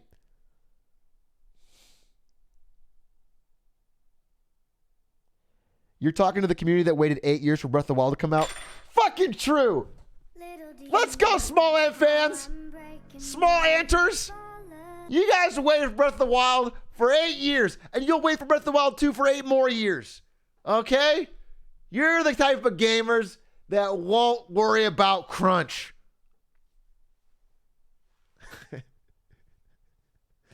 And I appreciate that. I appreciate that about you. The anthill. I like that. Okay, I like the anthill. Maybe, and bear with me here, but maybe everyone should be doing that. Oh, shit. Yeah. There are 3 things important to making a game. Not dying, shipping, and making money. In that order. And there's a reason why staying alive is That's a first on the badass list. statement. It might seem obvious. You can't be creative if you're dead, right? But I've seen relationships break up. I've seen people literally go insane because of the pressures. It's just ridiculous. So stay alive, stay healthy. Hey, I'm going to keep the goose. It's not yours. Yeah, it's okay. Give me I'll my take 'em off goose your back. hand. Good video. Well, we got a lot of talk on that one. That was a good one. Very interesting video. Stay alive, make money. Was that the 2? Was the 3rd one? Don't go insane. Who cares about that if you're making money and you're living? Software development's messed up. There's junior developer positions that are offering minimum and so many unpaid internships. Unpaid internships are a real fucking loophole for getting free labor. Yeah, there's a lot of skamazes that corporations have figured out. And the problem, the sneaky part is that not all of them are skamazes, but some of them are, and so you have to avoid or crack down on all of them.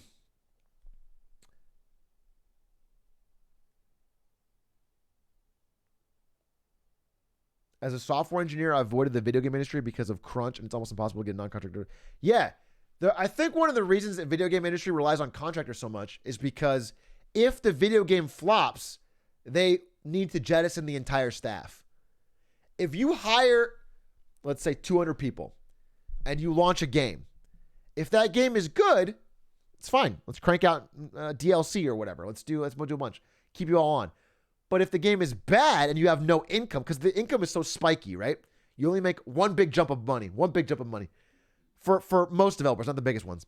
So they hire contractors, and then the contractors think like, oh, if I work hard, I can get hired full time. But it has nothing to do with how hard you work. It only has to do if the game does well. If the game does badly, boom, they're fired. They cut them.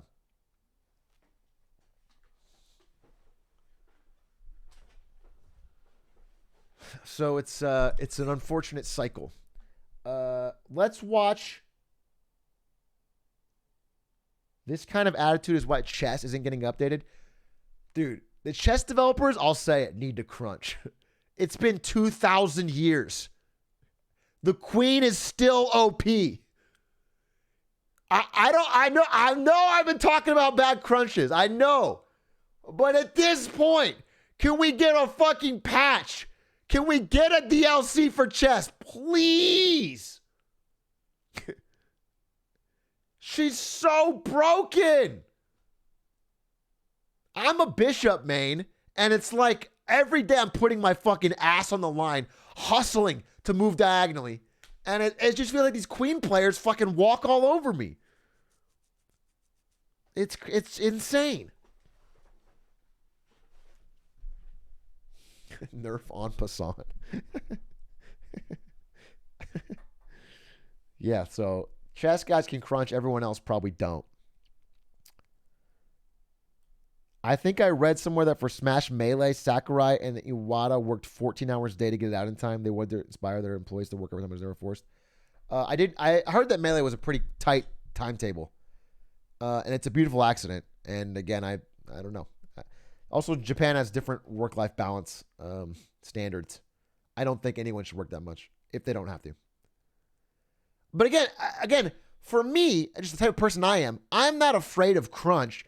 I'm afraid of not getting a reward for it. I'm not being compensated commiserately. So like Iwata and Sakurai working 14 hours a day on a game they're the lead director for means if the game does well, they make a fuck ton of money, right? They are supremely rewarded. They're promoted. Everything goes great. The problem is all of the people at the bottom of the pyramid who are working crunch hours, and if the game does well, they see no upside. Hythen gave a tier 1 to the Plink Crow. Pog you. Hey boys, I would appreciate if you did not spam chat union dear Atrioc, please Paper Mario. I would just appreciate that. I'm gonna pay the mods to strike break. I'm gonna go full Walmart. Okay?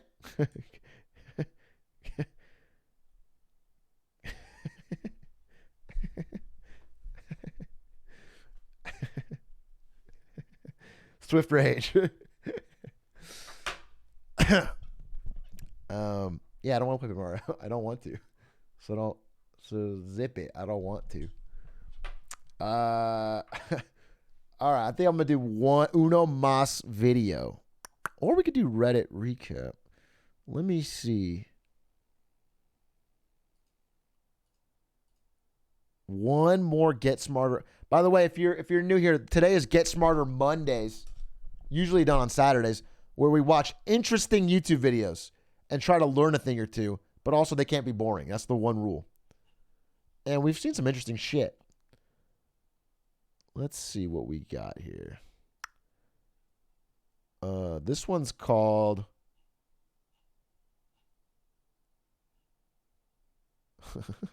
Plants vs. Zombies Tips to Plant Quickly. I don't think that's. How to Ollie?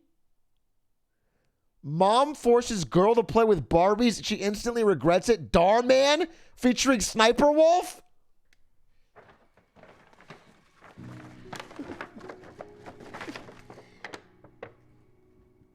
Hey, Barbie. Yeah, honey. Aren't you excited? Well, I was hoping to get a PlayStation 5? Oh my god. Okay, first of all, even if you are, gendered in your outlook and your gifts, the cost difference is dramatic. You clearly have a favorite here. PS5, fucking $500, dude. You spent like $13 on that Barbie. God, I can't believe it. Oh, we know how badly you wanted it. That's what I wanted. Does it come with 2 controllers? Don't be silly, Sam. Video games aren't for girls. Jesus. Darman, your subtle writing strikes again. Your brilliant layered writing, you know, that sort of like teases at the problem without saying it directly, is beautiful. That's not true. My favorite YouTuber, Sniper Wolf. She started gaming when she was just 7 years old. It's my dream to be a gamer. Just like her. Sniper Wolf, what kind of name is that? Actually based. What kind of name is that? Not to throw things off, but I have seen Sniper Wolf's YouTube channel, and I don't actually, there's not much gaming. Sniper Wolf's YouTube channel is a lot of TikTok reacts, like a lot. Like basically only TikTok reacts. This is what you should be playing with. Zach, let me help you set that up. Let's go. Thank you so much, Mom. These parents are extremely sexist, though. Like, it's very obvious that the dog. It's not good. Sniper on the roof. Oh, she got it. Hey, what are you doing playing on my PS5? Give me my controller back. Hold on, there's only 6 people left. He's low health. Down him. Let's go. Give me that. No! Mom! Mom! She's gonna get a victory royale! What's going on? Sam took my PS5 and she won't give me back my controller. Sam, I told you, video games aren't for girls. Jesus. Give him back his controller right now. But I'm about to win. Fine. Let's see. The mom is like a fucking critic now. Fine. Let's see you crank a 90 then. Like your brother. Clutch or kick. That's so funny. That's funny. It's funny that it's predicated on her being good. Yeah, you can be a gamer, but only if you're good. That is funny.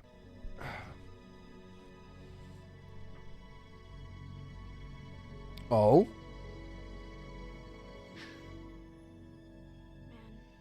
See? I told you video games aren't for girls. Your brother would have got that victory royale.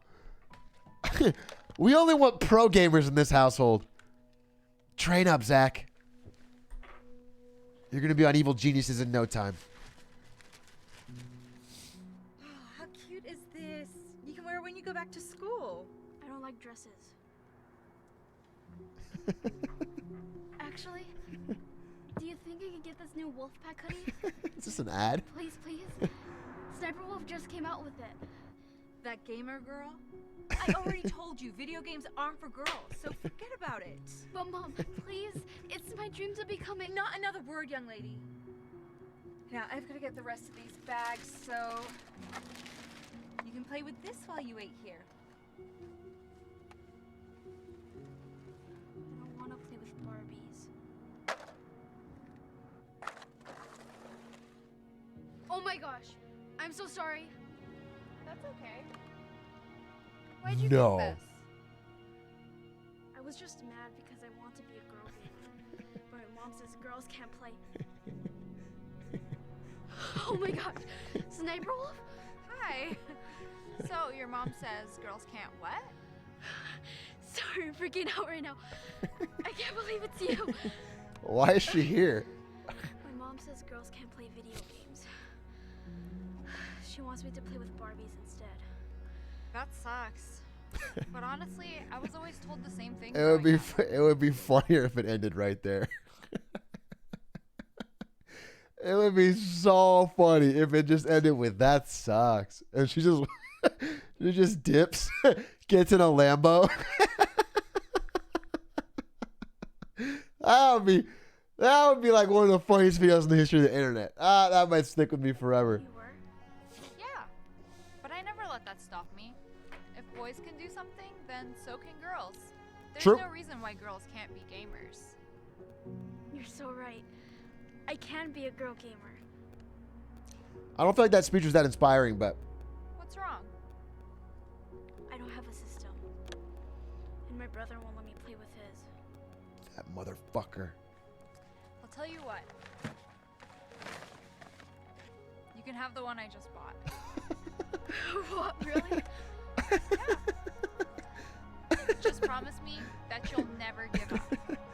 And by the way, That is fortuitous. It's just gamer. What do you mean? You don't call guys boy gamers, right? True. So no need to say girl gamers. True. Based. Wow. I never thought about it that way. Thanks, Atrioc. I'll never forget this. I hope to see you at the top one day.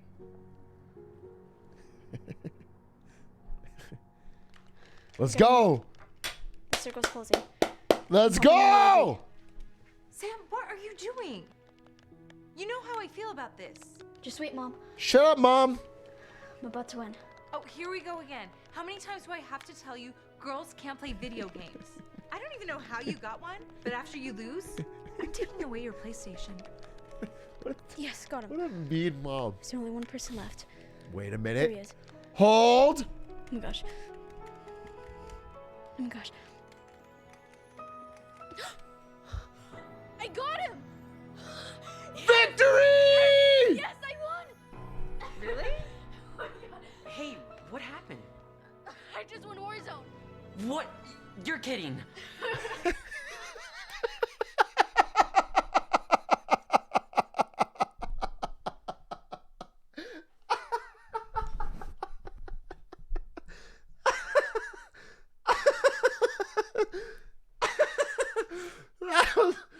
Oh my God, I'm crying. That is a funny fucking line. Wow, you can act, my friend. You are an actor. I just won Warzone. Yeah, I'm sure that shithead older brother would. You're kidding. What? I've never won before.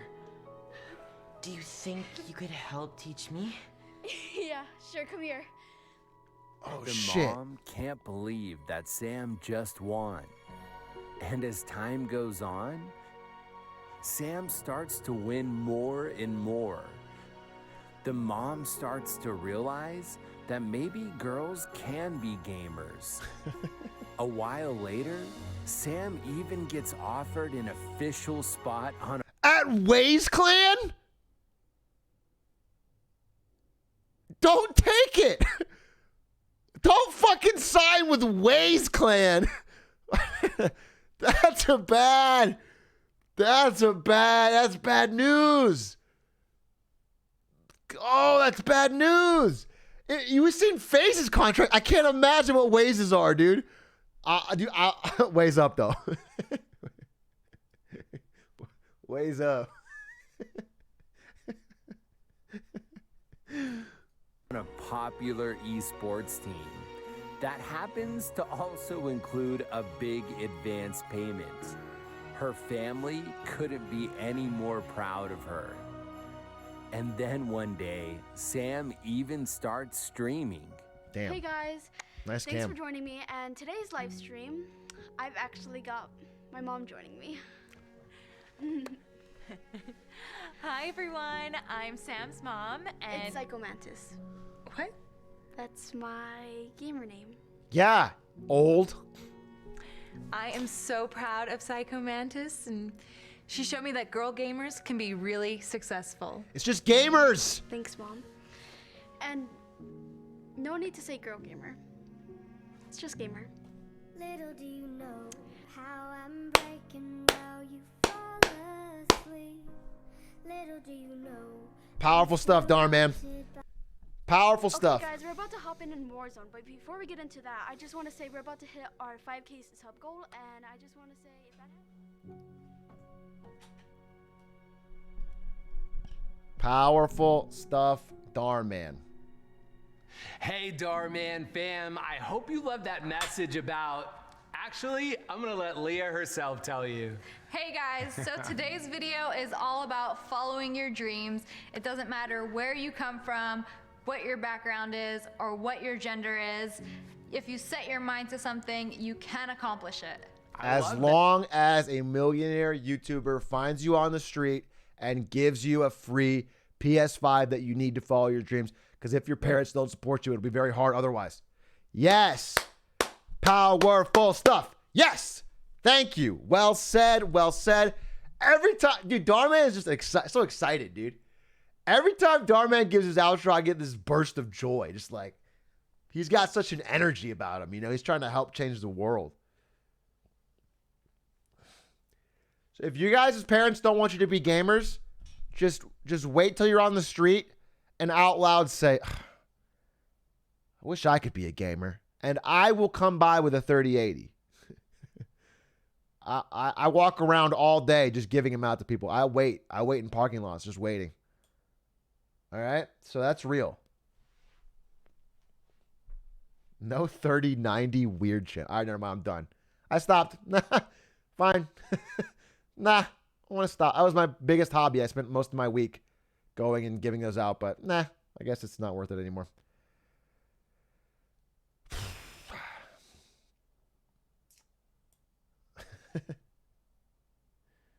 You should search up Darman's net worth. It'll shock you. It probably won't. He has more video views than I've seen of like any creator. He gets more video views than Dream, dude. He gets like fucking 20, 30 million in a day on every new video. It's crazy. I'm sure he's rich as fuck. Thank you so much, and thank you guys for watching. Please remember, we're not just telling stories, we're changing lives. And when you share my videos, you're helping to change lives too. I appreciate you, and I'll see you in the next video. Fucking love me some Darman, dude. That's my dream. That's the new dream, is to get on a Darman video. Ooh, I could die happy, dude. You put me in a Darman video.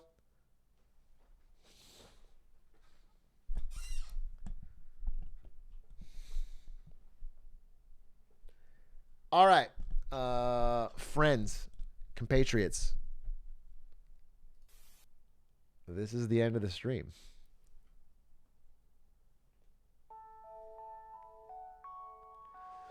I have a little bit of work to do before I go back to work tomorrow, and I have to get ready for what could end up being Targeting Tuesdays. So, I hope you enjoyed that funny, insightful, delicious discussion on 3 20-minute videos over 3 hours.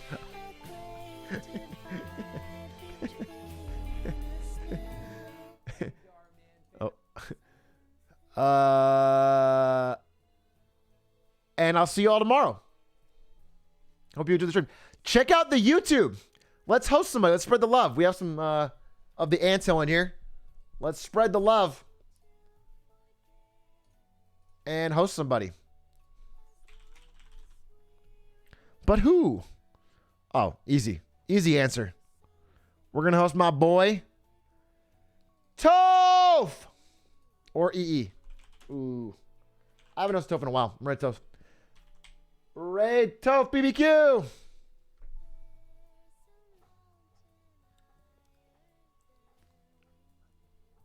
Toph, one of the greatest commentators of all time. One of the best homies of all time. A beautiful melee player and a beautiful soul. And super funny. Check him out!